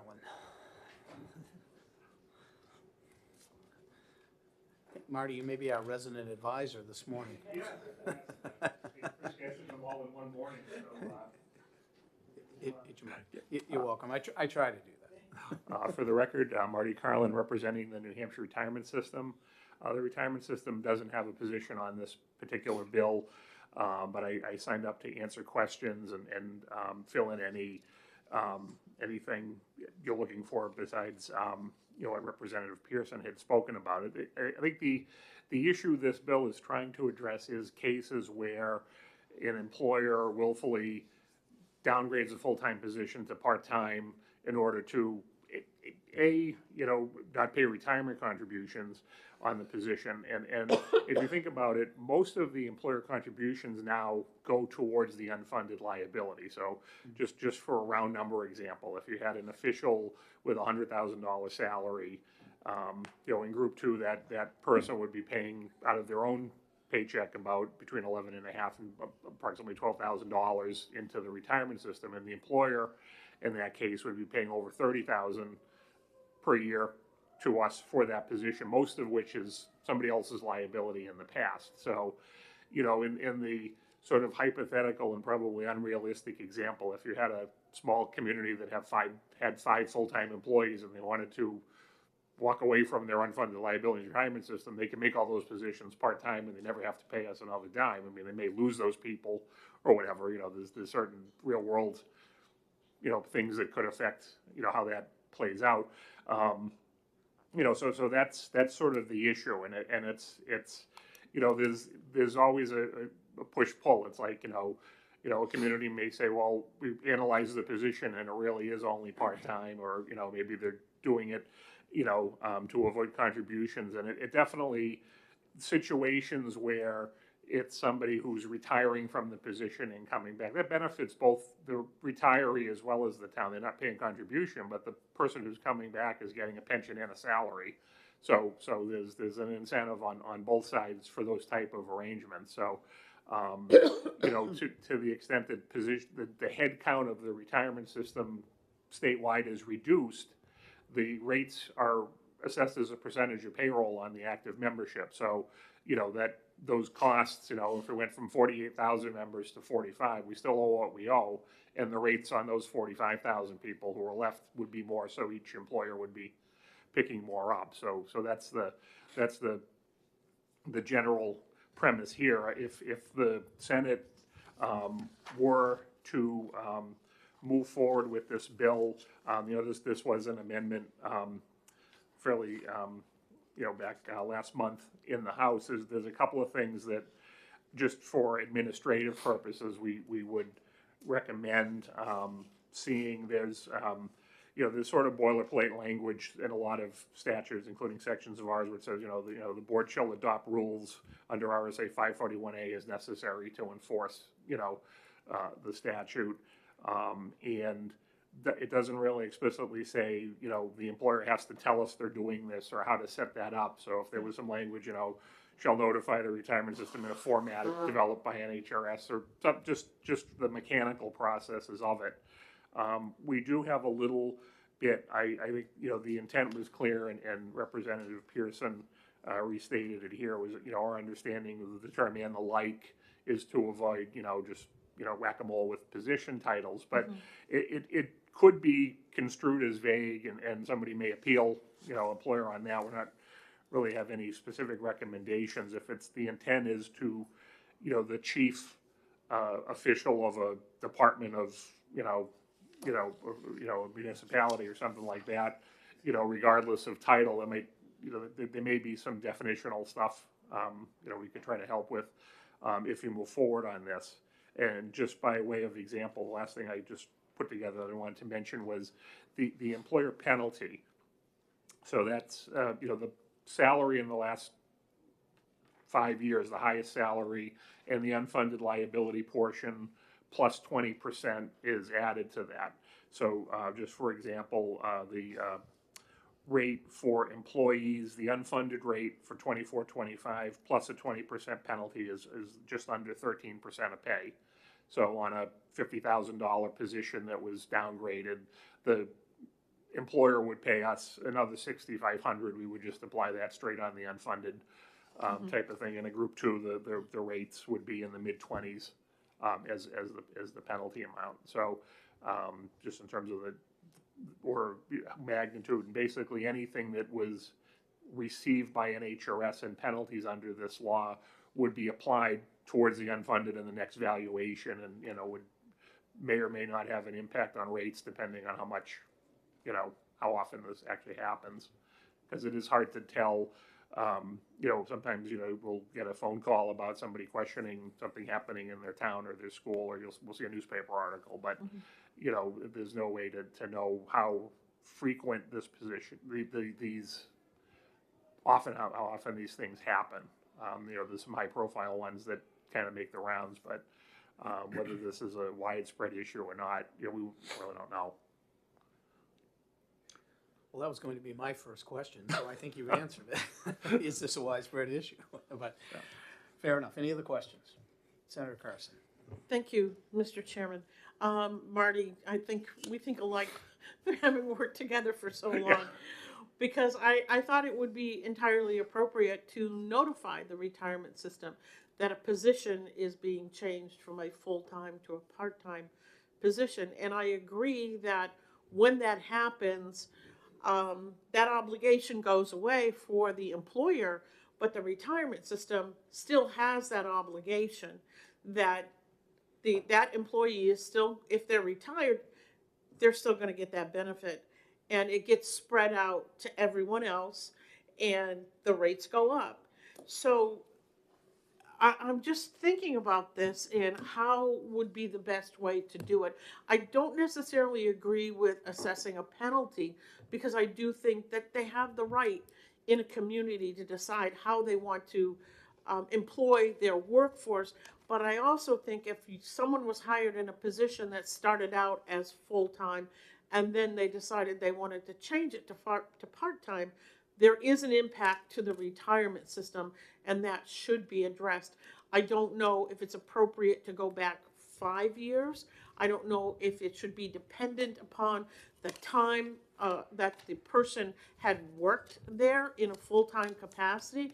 If they had worked there 20 years or so, or 25 years, and then the position was changed to part-time, then I think, more should be assessed, because they're going to be getting the full benefit as opposed to somebody who'd only been in that position for a year.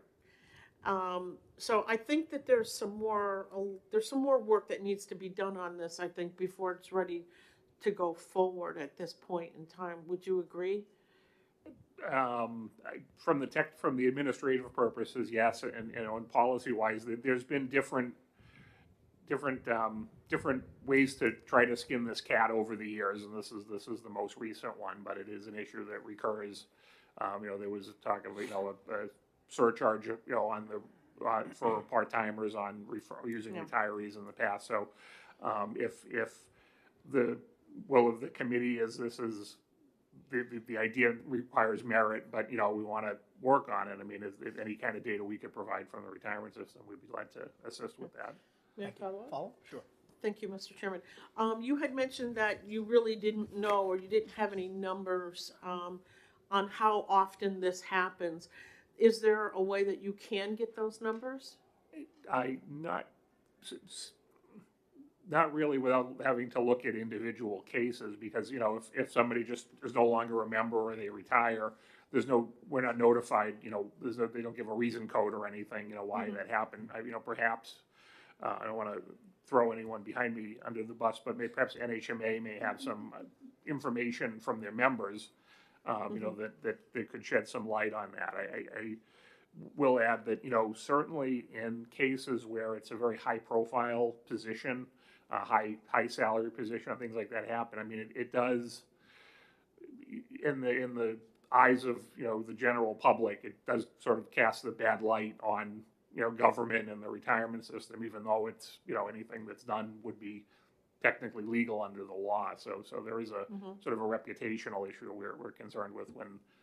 May I follow up? Sure. Thank you. One of the things that I've seen is that individuals that had worked for a municipality for their career, their full career, and they retired, but now instead of being hired back as a part-time employee, they're hired back as a consultant. Have you dealt with that at all in the retirement system? There's been some instances. Our position is looking at the independent contract definitions under federal law. This is, if you're a consultant or an independent contractor, we're handing you a pile of work and going to pay you a set amount for it, and you have to have it done by X. You're not coming in 8 to 4. 4 days a week and just handling stuff as it comes in. It's so we try to, when employers inquire about that, we've seen some municipal service providers who will bring in part-time or interim positions to fill from a pool of retirees and education or finance, things like that, or public safety. you know, whether that's a true independent contractor or you're a part-time employee, you know, we've recommended reporting them as part-time employees. You know, unless it was clearly, you know, in the bounds of independent contractor. Yeah, One more? Okay, thank you.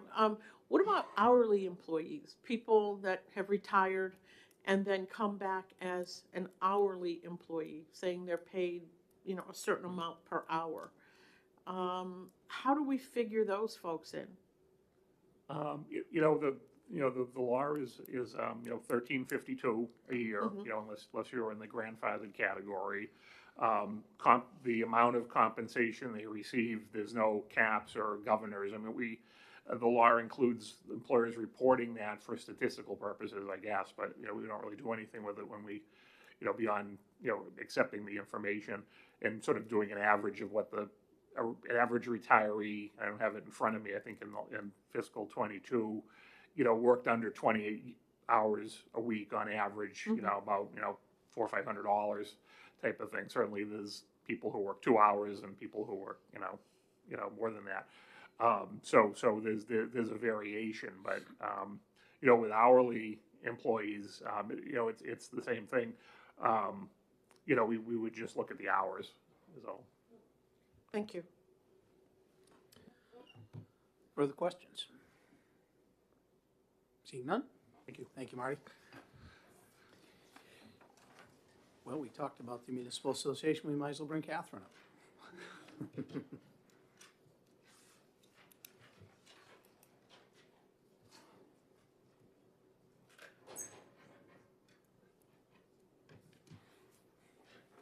Good morning, Mr. Chairman and members of the committee. For the record, my name is Catherine Heck, and I represent the New Hampshire Municipal Association and the 234 cities and towns we represent.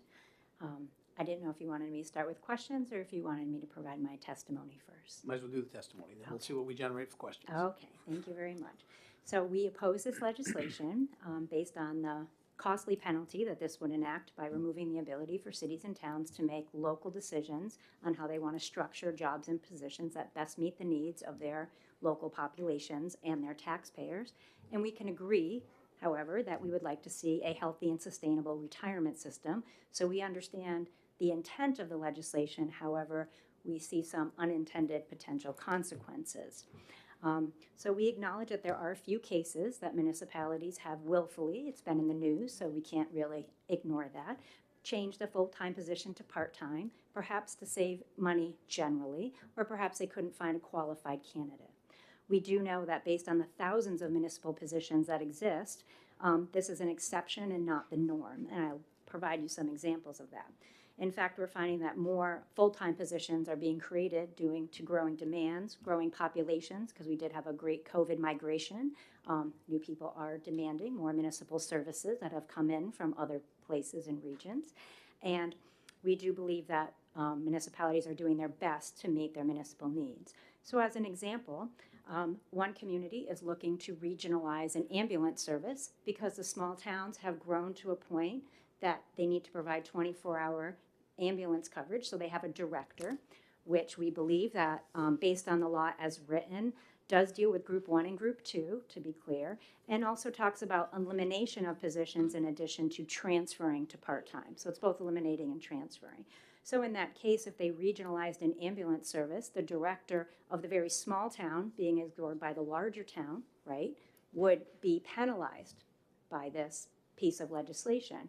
However, in this particular case that our member called me to cite, they are creating 6 new full-time jobs in the larger community to make sure they can better serve these residents in a more cost-effective manner. So again, this could be an unintended consequence to the residents of these communities where they're being penalized, and then they might say, well, geez, we might not be able to, in fact, move forward with such a plan. The same thing is happening in policing. For example, it's very hard to find, as we have the same issues, finding and retaining qualified employees, a police chief, a superintendent, a director, a town manager. These are all highly qualified positions. So a police department has a natural attrition, and they're looking to regionalize. They're very small towns. They grew a little bit. and a little bit more during COVID, but they can't provide that 24-hour care their resident, in response the residents are now seeking. So in that case, they were looking to have one chief and hire on again more lower level file and rank, I guess would be the term someone else used, in order to best serve these residents. But now they'd be paying that penalty, and now they'd have to be reconsidering if that would work.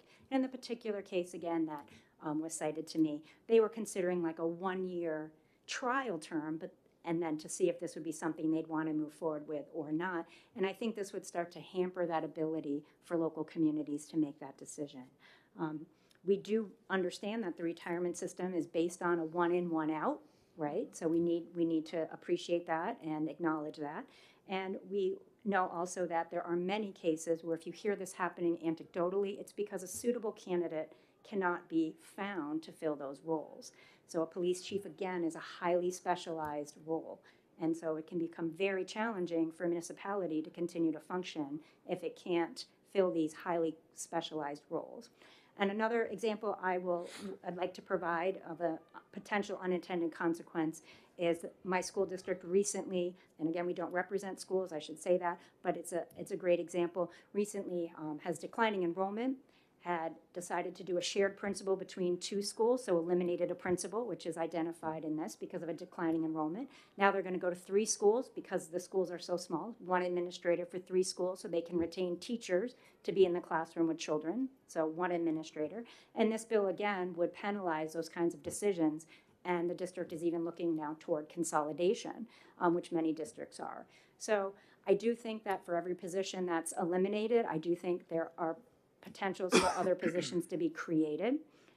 We certainly, if it's willful, I don't think it's based on the retirement system. I think some of these decisions are based on cost alone. And I do know in many of our communities, they're very lively and spirited town meetings.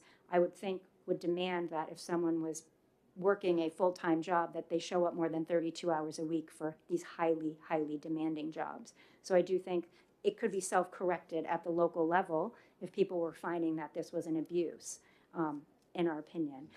We do also have some concerns over the language in line 13 and the like. As again, we believe that's also extremely vague, and we're not sure how this would lead to greater questions without some clarity. We are also happy to work on anything that can mitigate any harm against the retirement system while protecting our members' local control and the ability to structure their local governments as they see fit to best meet the needs of the residents and taxpayers. So we're happy to help on anything to craft legislation that would meet the intent but also balance our members' interests. So I'm certainly happy to take any questions. Thank you. I think one that I have right out of the gate is, I can certainly see the examples that you provided, how they could be problematic. Would it satisfy some of your concern if we had, perhaps an exemption process where the town could file for an exemption from, I don't know exactly how that would work, but would that be would that help alleviate some of your concern? I do think that could be definitely a possibility. That could be a strategy in order to alleviate the concern. Again, we don't believe this is a widespread problem. We believe it's very transitional, meaning we can't find a qualified person to take the job, so we're asking you to come back because none of the candidates met the criteria that our town needs. And of course, we do see that many small towns, I know my police chief, when I moved 16 years ago to a town of 1,400, which is now 1,700, was part-time. Now we have, and 1 part-time officer, and now he's full-time with 2 full-time officers. So we're an example of a community going in the other direction.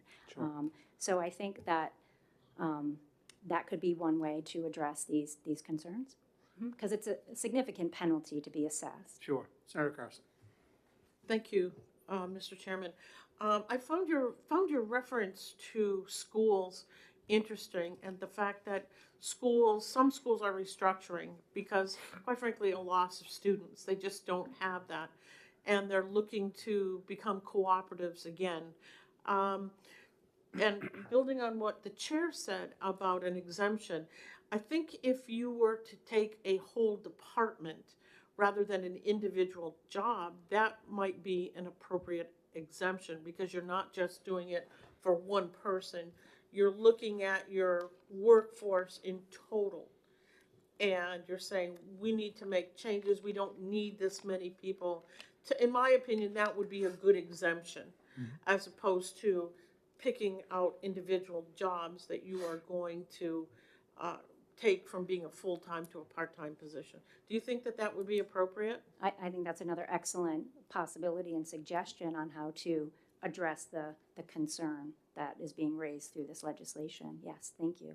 Okay, thank I did want to mention that, of course, some departments internally would be restructuring as well. This doesn't necessarily mean going out to collaborative services, but I know 155 of our towns are populations of under 5,000. So that's mostly who I heard from, but you would certainly see this in cities or larger towns as well, where they have to do a full restructuring, and they might eliminate a position, but it might be growing a position somewhere else to make room for that, to meet the need, again, of the community. May I follow up, Yeah, Mr. can I Chair? ask one real quick Sure. question? Yes. So, there's 155 under 5,000. Remind me again how many total municipalities there are? 234 cities and towns. 234, okay, go ahead. 13 cities and the rest are towns, sir. Thank you, Mr. Chairman. Now I think I've lost the question. Oh, I'm so I had a train of thought going about doing that. Do you think it would be appropriate? And I'm just going to pick. I'm from Londonderry, and Representative Pearson is from Derry.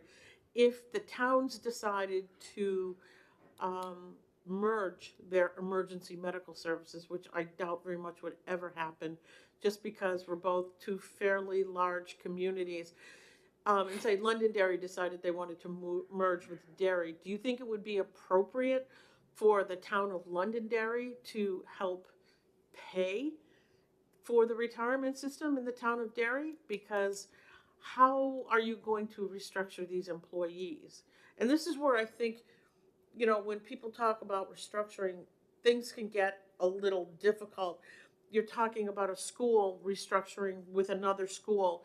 Should the sending school still have to pay into the retirement system because you're putting that now burden on the other school? And maybe they might be more amenable to blending together if they knew that the sending district was going to help them pay the retirement costs. Again, I think these are all extremely valid and great possibilities. I think we would need further study on how to see, because I don't know that these decisions are solely based on the retirement system. I think they're based on a lot of factors, including need. I mean, up north, we have a community, a large community that their largest employers left, and you see out west these ghost towns. So if you're paying a penalty for 15 years, but you know you need to keep reducing force as people move out and there's no jobs, it's making it impossible to move forward with any kind of restructuring. So I think some additional study and thought on how we could make this more equitable, or the idea of making sure that we have a sustainable retirement system and a one-for-one certainly could be a possibility as a way to move forward. Because we certainly don't want harm to the retirement system. That's, it's also a double-edged sword. But I think locally, the decisions people make are really a reflection of what their community wants and needs and is willing to pay for or not pay for. So it's such a balancing act. I think it's probably more of a comment.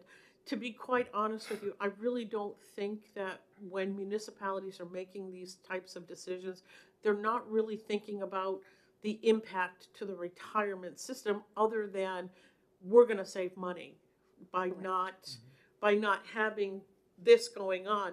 But the problem is the retirement system is there, and everyone agreed this is what we're going to pay into it, and now you've got people that are pulling out, and the money is not going in, and that causes a higher burden not only for the individuals that are in the system, but for the other municipalities. And at some point it does reach a level of being unfair.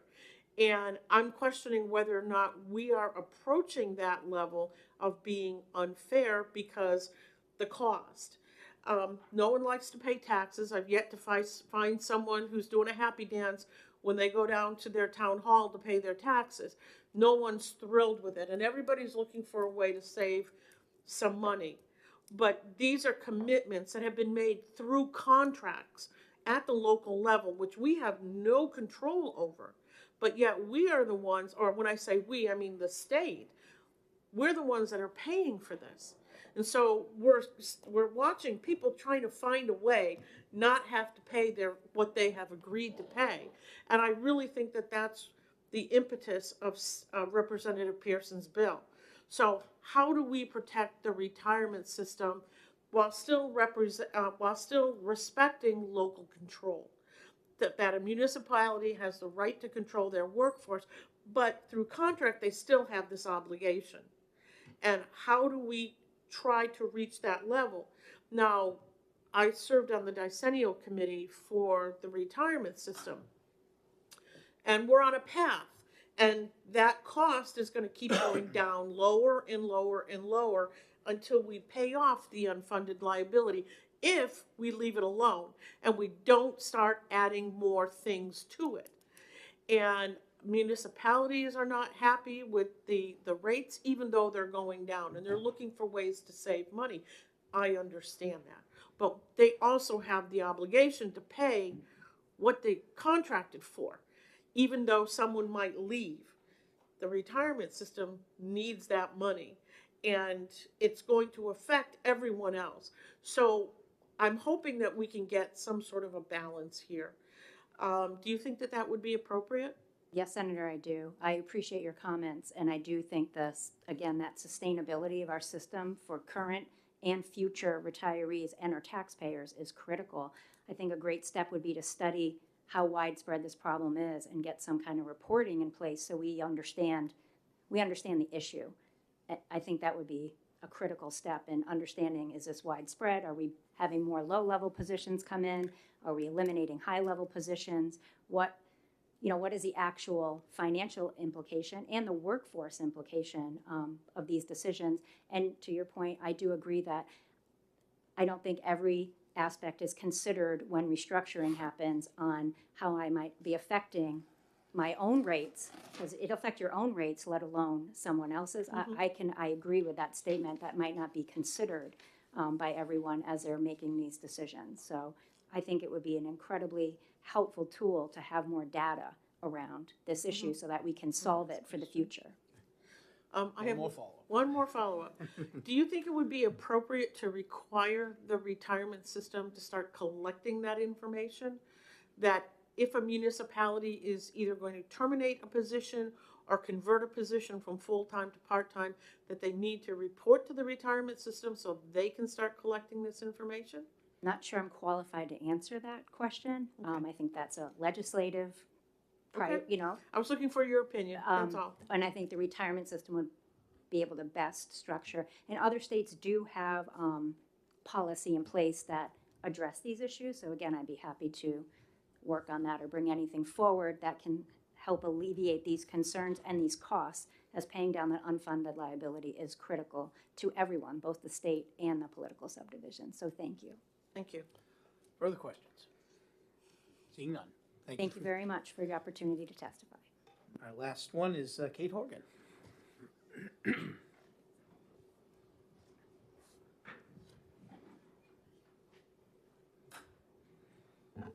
Thank you, Mr. Chair and members of the committee. My name is Kate Horgan. I'm representing the New Hampshire Association of Counties.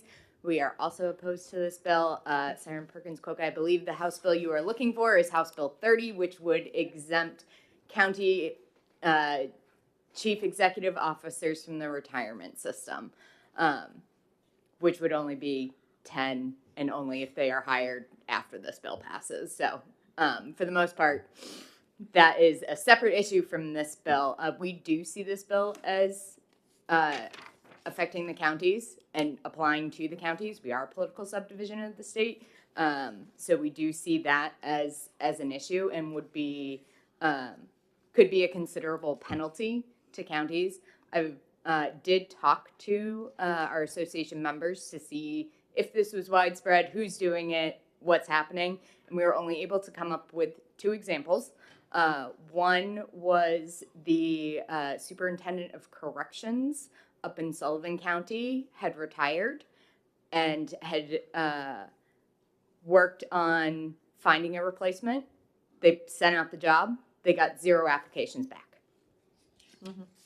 They didn't have a choice. We have to have a superintendent of corrections, so they brought him back part-time while they try and figure out and either if they're going to train internally or if they are going to try and put this out to bid again to find someone to fill that position. They only see that as temporary, but still that could be a significant cost to the counties that they would have to burden for something that they didn't intend to switch to part-time, but had to due to no applications. The second example I will give you is we had one county who went out to go replace their county administrator, and the most qualified person that came back happened to be their superintendent of corrections. So he did double duty for about 2 years, ran the correctional facility, and as well, he also ran the county. He did that piece part-time. That is a change from a part-time to a full-time position and would be a penalty. They did what Sullivan County is trying to do. They trained up internally, got someone to take over for corrections, and have moved the current county administrator who's doing double duty to now just being the county administrator. I also I know a lot of people have brought up the language on line 13. We do have concerns. I've ran it past 3 county attorneys. They all don't know what that means and don't know how you would litigate it. Most of the rest of our concerns, Catherine covered, so I'm happy to take any questions if there are any. Any questions? I think you're gonna get off real easy. Great, thank you. So I have 2 other folks on the sign-in sheet, Rep. Carol McGuire and Rep. Grody, who are both in favor. Anybody else wishing to speak on this bill? Nobody's rushing to the podium? All right, I guess we'll close the hearing then. So we'll close the hearing on House Bill 461.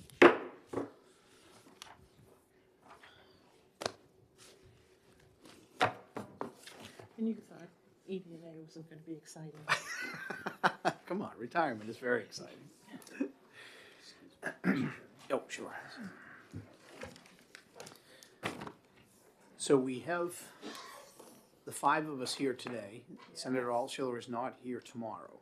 So any bills that we would like to put on consent, I would recommend that we would exec them today. And if there's bills we want to work on or think about overnight, then we can certainly do that, but just knowing that we won't have the ability to put them on the consent calendar. Oh, we're getting House Bill 30. Yes, I think we are actually. Yeah, because he had said House Bill 30. Oh, Katie had said House Bill 30. So I don't think this is the bill you were thinking of. It is, yeah. I'll Okay. have to go back and look. I think it's Yeah. 75, 83, Yeah, or this 88. is to allowing a county to exempt its chief administrative officer from compulsory participation in the retirement system. Yeah. So. All right, so of the bills we heard today, Yes. is there any of these that we would like to, or actually, okay, I'll accept a motion to go into exec session. Sure. So moved. Second. All in favor? Aye. Aye. Okay, now we can do this.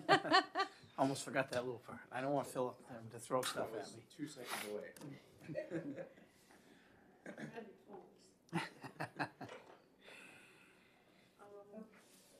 So I do not want to do House Bill 532 today, the music therapist. I want to hold that one. Okay. Mr. Chairman, I would also suggest the last bill we heard, 461. We hold that. Yeah, I think we need to hold that and maybe do a little bit of work on that one. So.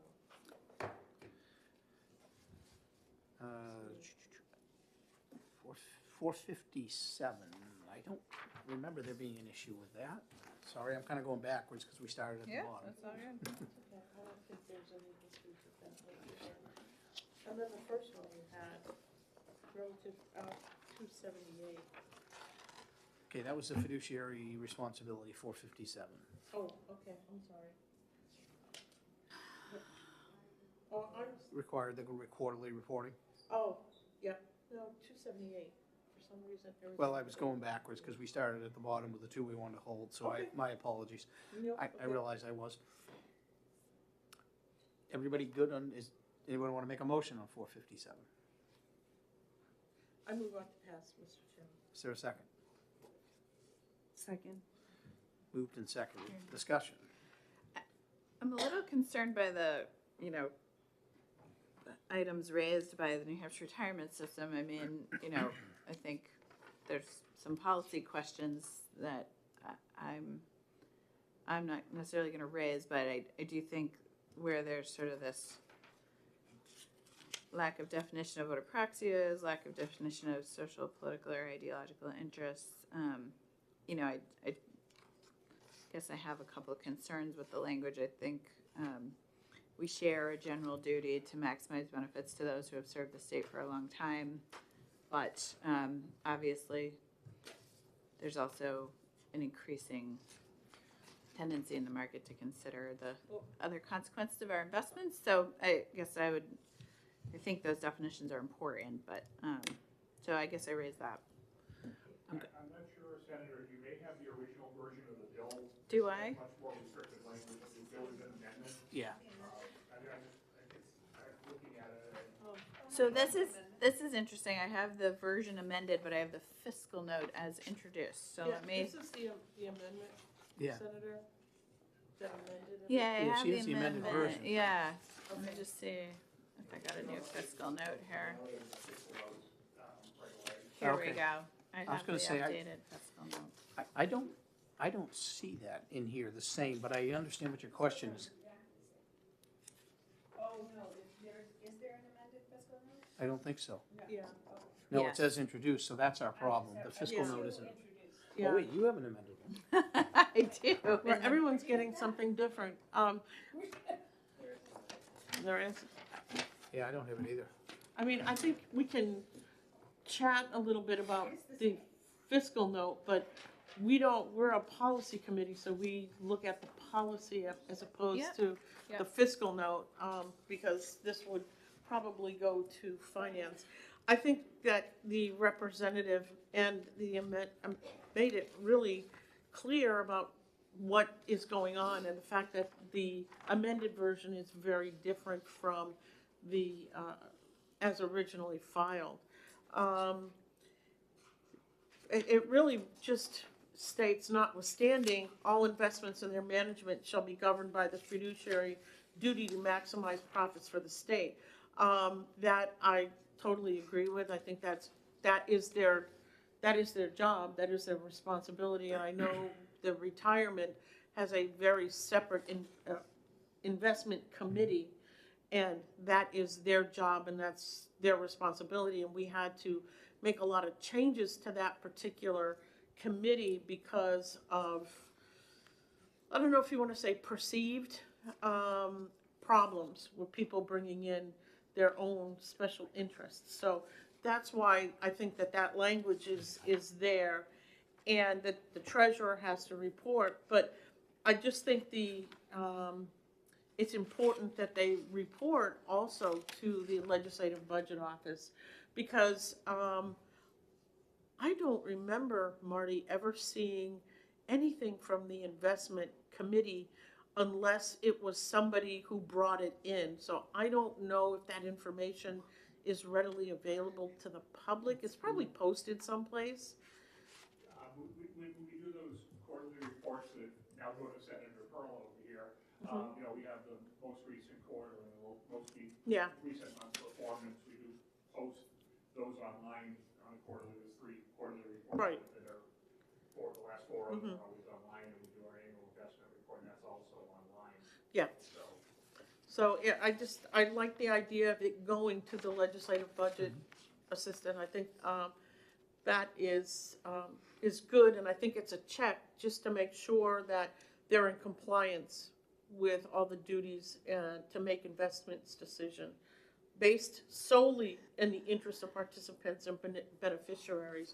Because again, because in the past, as you know, there were accusations that people were making investments in companies that they were going to benefit from. So I think that's why that language is there, and I think it's important. So I just see it as a check and a balance on what's happening with the retirement system and the state treasury. So Further discussion?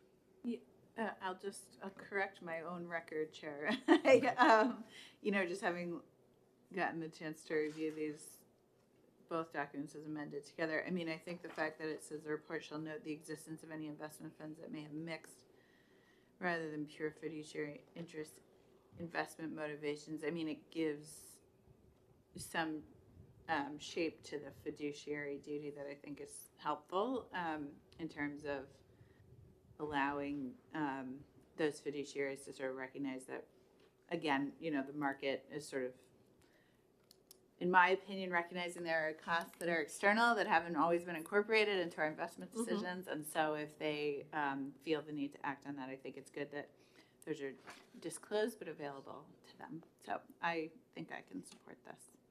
Further discussion?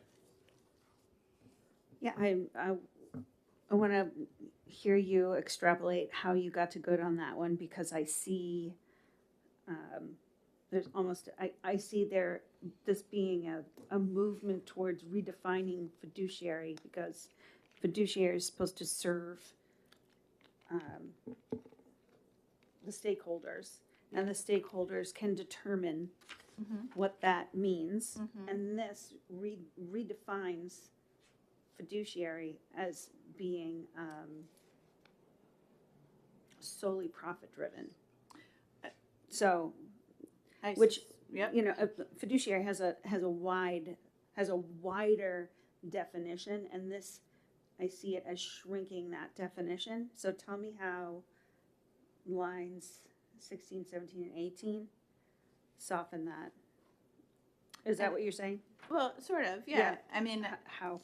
I suspect the existing fiduciary definition is probably profit-driven as well. It does have, but it does have responsibility to the stakeholders determine. There is a determination by stakeholders. Okay. So there's an opportunity to reflect and take action upon how those investments may impact beyond the short term. And there's a different process, you're saying, in statute now? I'm saying that that's the definition of fiduciary now. I'm For saying these specific decisions, yep. Yes, this is a new paragraph that narrows that fiduciary duty to only the maximization of benefits without the consideration of that long term. So, okay, that's my concern, is that this new paragraph seeks Senator, to for my narrow. clarification, are you talking about like lines 3 through 5? Mm-hmm. Okay, I just want to make sure I was reading the same. Right, the new paragraph. Yes. That puts in section F. So on line 4, governed by the fiduciary duty to maximize benefits for the state. So that's a narrowing of a fiduciary duty. Fiduciary duties are a little broader than that. Marty, could we steal you for 1 second? Yeah, I Maybe think come up to the your, mic. Your clarity might just help us.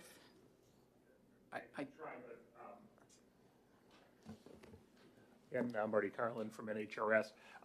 The section that Senator Altshuler is referring to is specific to the treasurer, so we didn't actually do a lot of analysis of that. Our definition of fiduciary duty in our statute is to act solely in the interest of participants and beneficiaries, and the language is different regarding the definition of the duty in the treasurer's perspective. I don't know if we haven't heard from Treasury if they had any thoughts or concerns with this amendment. We don't, we don't interact too much, unless there's like the bond offering, we do stuff for them. So I was referring, when I was testifying, about just a report for us, because it doesn't change any of the underlying fiduciary duties in our existing statute. And certainly other factors, when they have an impact on shareholder value, can be used as part of the fiduciary equation. If an investment looks like it's declining, for whatever, reasons going on, or something you want to avoid. So, we consider factors that have a direct impact on value, and certainly in some cases, political instability, climate, other things could be part of that analysis to the extent that it's not driving the answer, it's a factor in the decision. And that's how we would treat it. I can't speak to if Treasury is concerned with that language, but we saw that as just applying to them, because they apparently there isn't any reference to fiduciary duty in the statute for the treasurer. Typically, those are short-term, bond. They're holding money. They're not investing it on the long term to maximize, income from it. So I'm not sure how that all works over there with the funds they manage. Mm-hmm. So my concern is with there is a best interest portion to a fiduciary duty, that the best interest of the stakeholders, and we would be the stakeholders, has to be considered. And this redefines fiduciary duty by putting it in a funnel and only allowing the bottom of that funnel to be maximization of short or long-term financial benefits. So when the state decided to divest from Russian-owned companies, if one of those companies happened to have a really, really high return on investment, we had determined, because we, in our fiduciary duty, we have a best interest portion to that evaluation, that was something we were going to withdraw from. That even though perhaps that Russian-owned company was going gangbusters and would have been really financially beneficial in the short term for our system, for our treasury, our best interest was to pull away from that because we had a broader scope to be able to evaluate our investments. So my concern is that we narrow our best interest options through the Treasury by putting in this purely financial definition. So I guess my question to you, you are interpreting maximized benefits to be only the best financial outcome. Yeah, well, it says right in line 7, it says maximize short or long-term financial benefits for the state. So in the short term, those Russian investments may have given us a really great quarter. But in the long term, in the larger scope of our best interests, we had decided that we were not going to participate in Russian-backed companies. So this would have taken that out of the scope. Sure. Okay, I think I can hopefully help you a little bit with this, Senator. These investment committees, they're fairly small. They're in statute, and they, especially with the retirement system, that there's a number of individuals, and they all have to have a strong financial background with investments. And their job is to maximize those investments.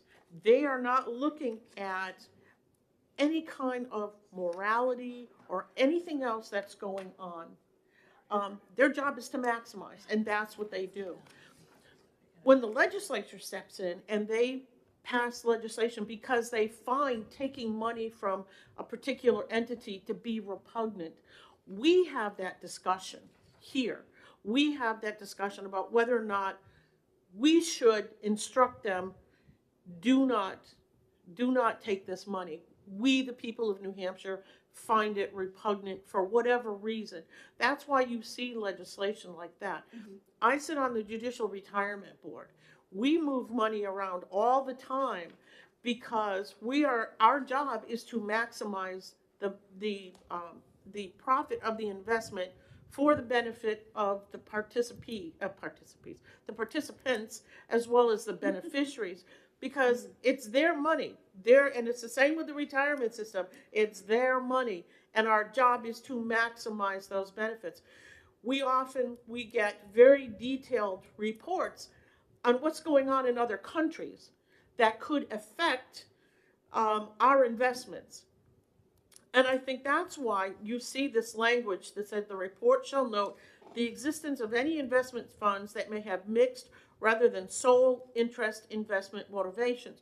So if you've got a group that you've invested in and they're going like gangbusters, they're producing so much money, but our actuaries are predicting this country is unstable, this might not be a good idea to keep your money in, that's going to be a reason to pull that money out, because you don't want to lose the funds that you have invested in there. So sometimes it's not just one particular reason that you want to pull money around or you want to move it around. And that allows that to happen. But it is their responsibility to maximize the money. And that's with our state retirement system. That is with our treasury as well. That's their job.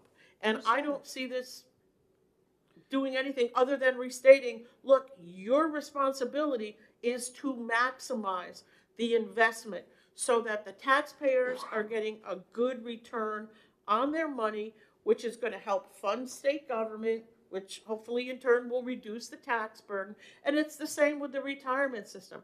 Their job is to maximize the benefit. So it will hopefully lower the cost for running the system, as well as for the people paying into the system and people who are receiving the benefit. That's their job and that's their responsibility. And that's why I think that this is important, because basically what it does is it reports. It's asking the retirement system, please report to us, to the legislative budget assistant office, so they have an idea, which in turn, that information is all available to anyone who wants to take a look at it. Because usually it's just the chair of the Senate ED&A and the chair of House ED&A that gets these reports. So now it's for everyone. Further discussion? Understood. I am acutely aware of what a fiduciary duty is, and I want to just point out that, you know, the governor, through executive order, was able to leap over all of these professionals who do all of this work on these small committees to invest our dollars. So, I mean, it happens. Yep. And the governor was able, you know, the governor acted before the wheels of our Treasury Department groups would have been able to. Mm-hmm. So there is that alone, the governor's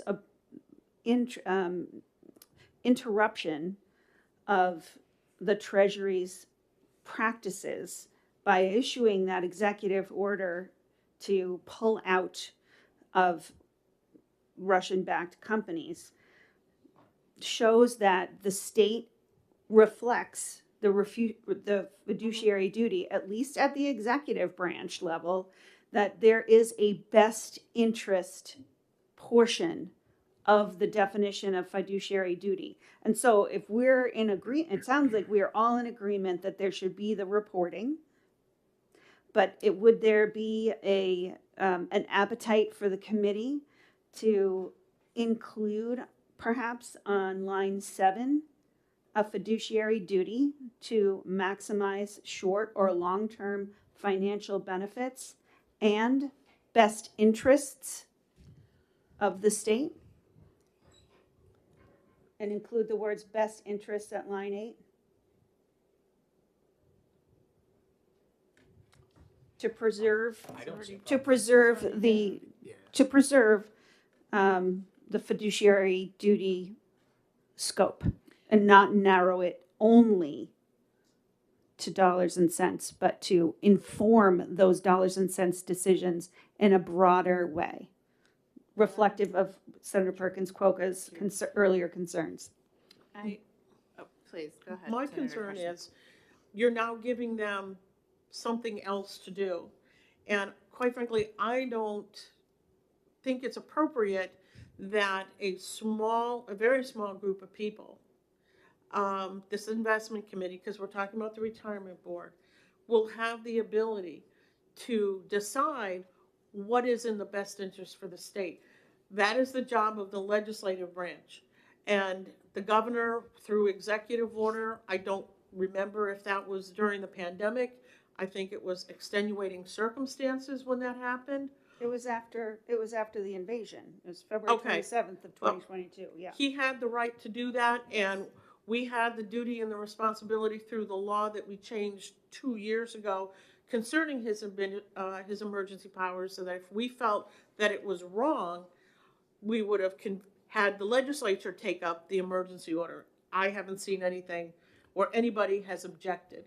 But in my opinion, in doing that, you're giving them the ability to make that decision. I don't think that's appropriate. I think any kind of objection to where the state is putting their money should come from the legislature, and we are the individuals that should be having that discussion rather than a very small group of people. Marty, I need to ask a clarifying question just Yes. for 1 minute.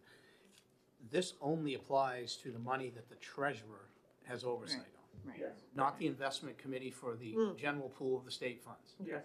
Thank you.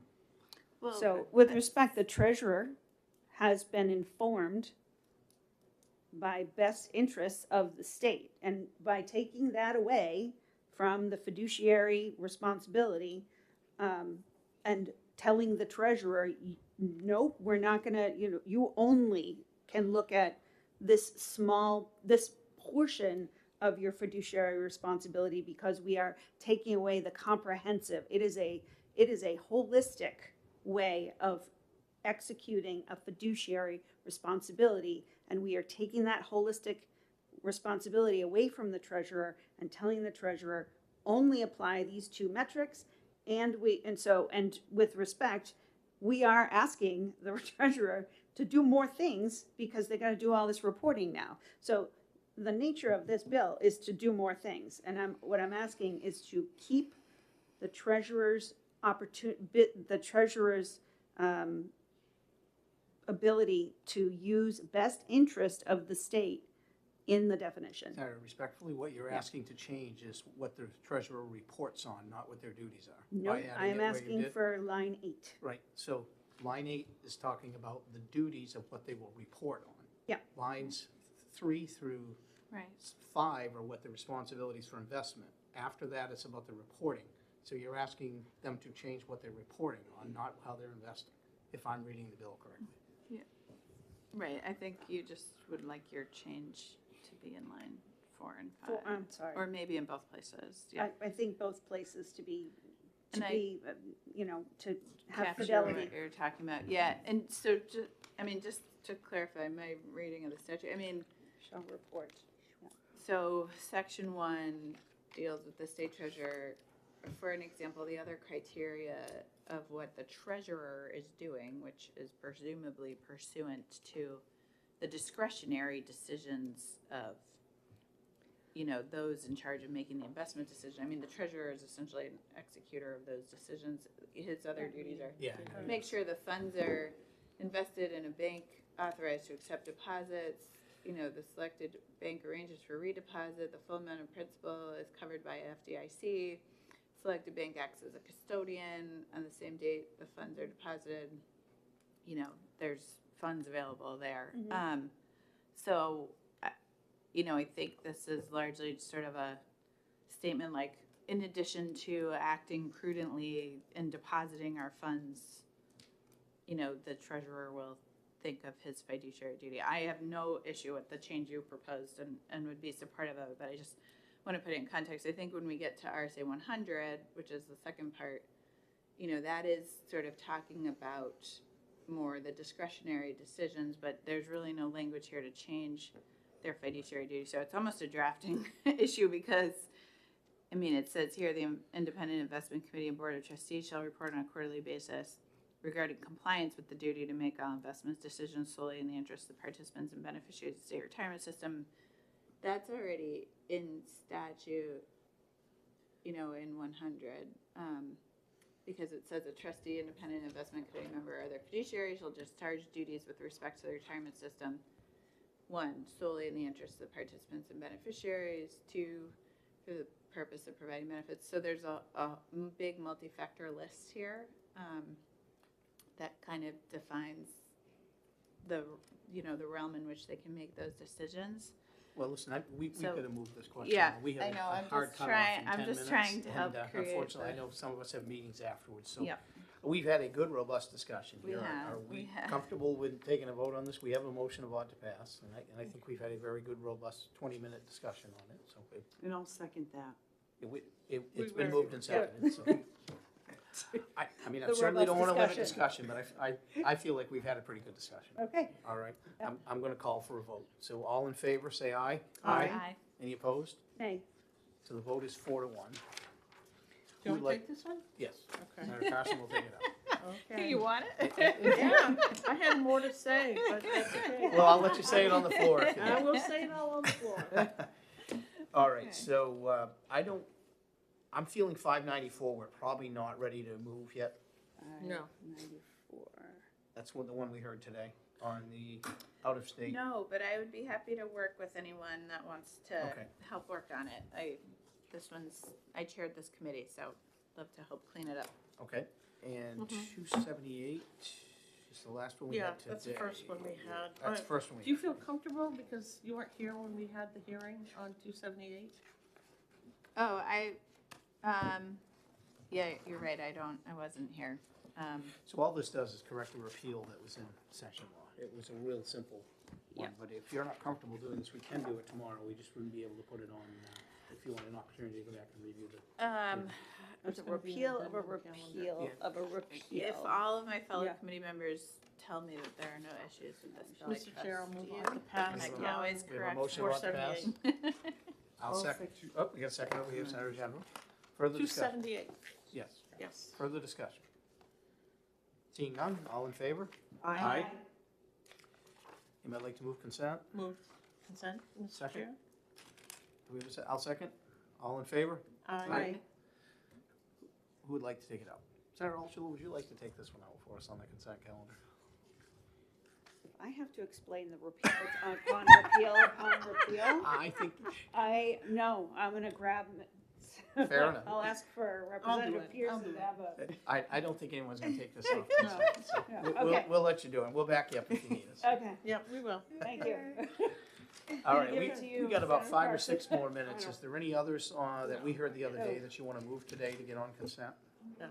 What about, 421? Can we just dispatch that? We haven't heard that yet. Wait, no, we did. Oh, that's a house. I'm sorry. Yeah, this is We had house. our own. We Yes. had Same okay, same content. Sorry. No, in We had our- fact, I realized we had I our did own. get some language from Devin Quinn from the Women's Foundation. I don't think anybody else got that, so Okay. I'm gonna give this to All right, we'll have a hearing on that soon anyway. Phil, and So- he'll make sure everyone gets a copy of it. As long as House you Bill remember it 30, from did me, we I have need an it issue back. with that? Gotta go back and review. Okay. Yeah. So I make are you ready to come Well, out of? we may have a couple more we could put on. Yeah, we've got 9 bills we heard a couple weeks ago. I'm just thinking if Yeah. we can we got like We've 5 got, minutes. Yeah, but I gotta be upstairs at noon. I'm sorry, what? There's nobody in here after us. No, but, Yeah, but I've got Senator a Carson meeting has at a meeting. noon. And I have a call. All right, why don't we just come out of exec then, Okay, because I today we'll move- deal with these. I move to adjourn.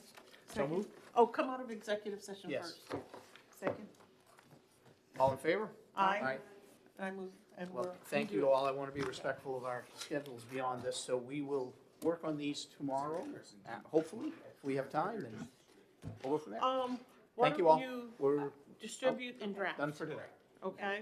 Because I Quick know clarifying Senator question? Whitley's not happy Are- with it. The ones, We'll look are you at it. gonna dispatch with all of these that are non-exact I don't know. tomorrow? It's So the if I can menstrual just, I'm gonna just send It's the some. menstrual product. If I can. Let me see, To them, then we will. I let's certainly see. don't want to exclude you if there's something you want. It looks like it's 421. I don't. I like our I don't version think much, there are much any- better. I'm particularly But trying you to know what, why don't you prioritize just FNs to get send them it on out? the April calendar. No, so that no, they can- just send it out. I guess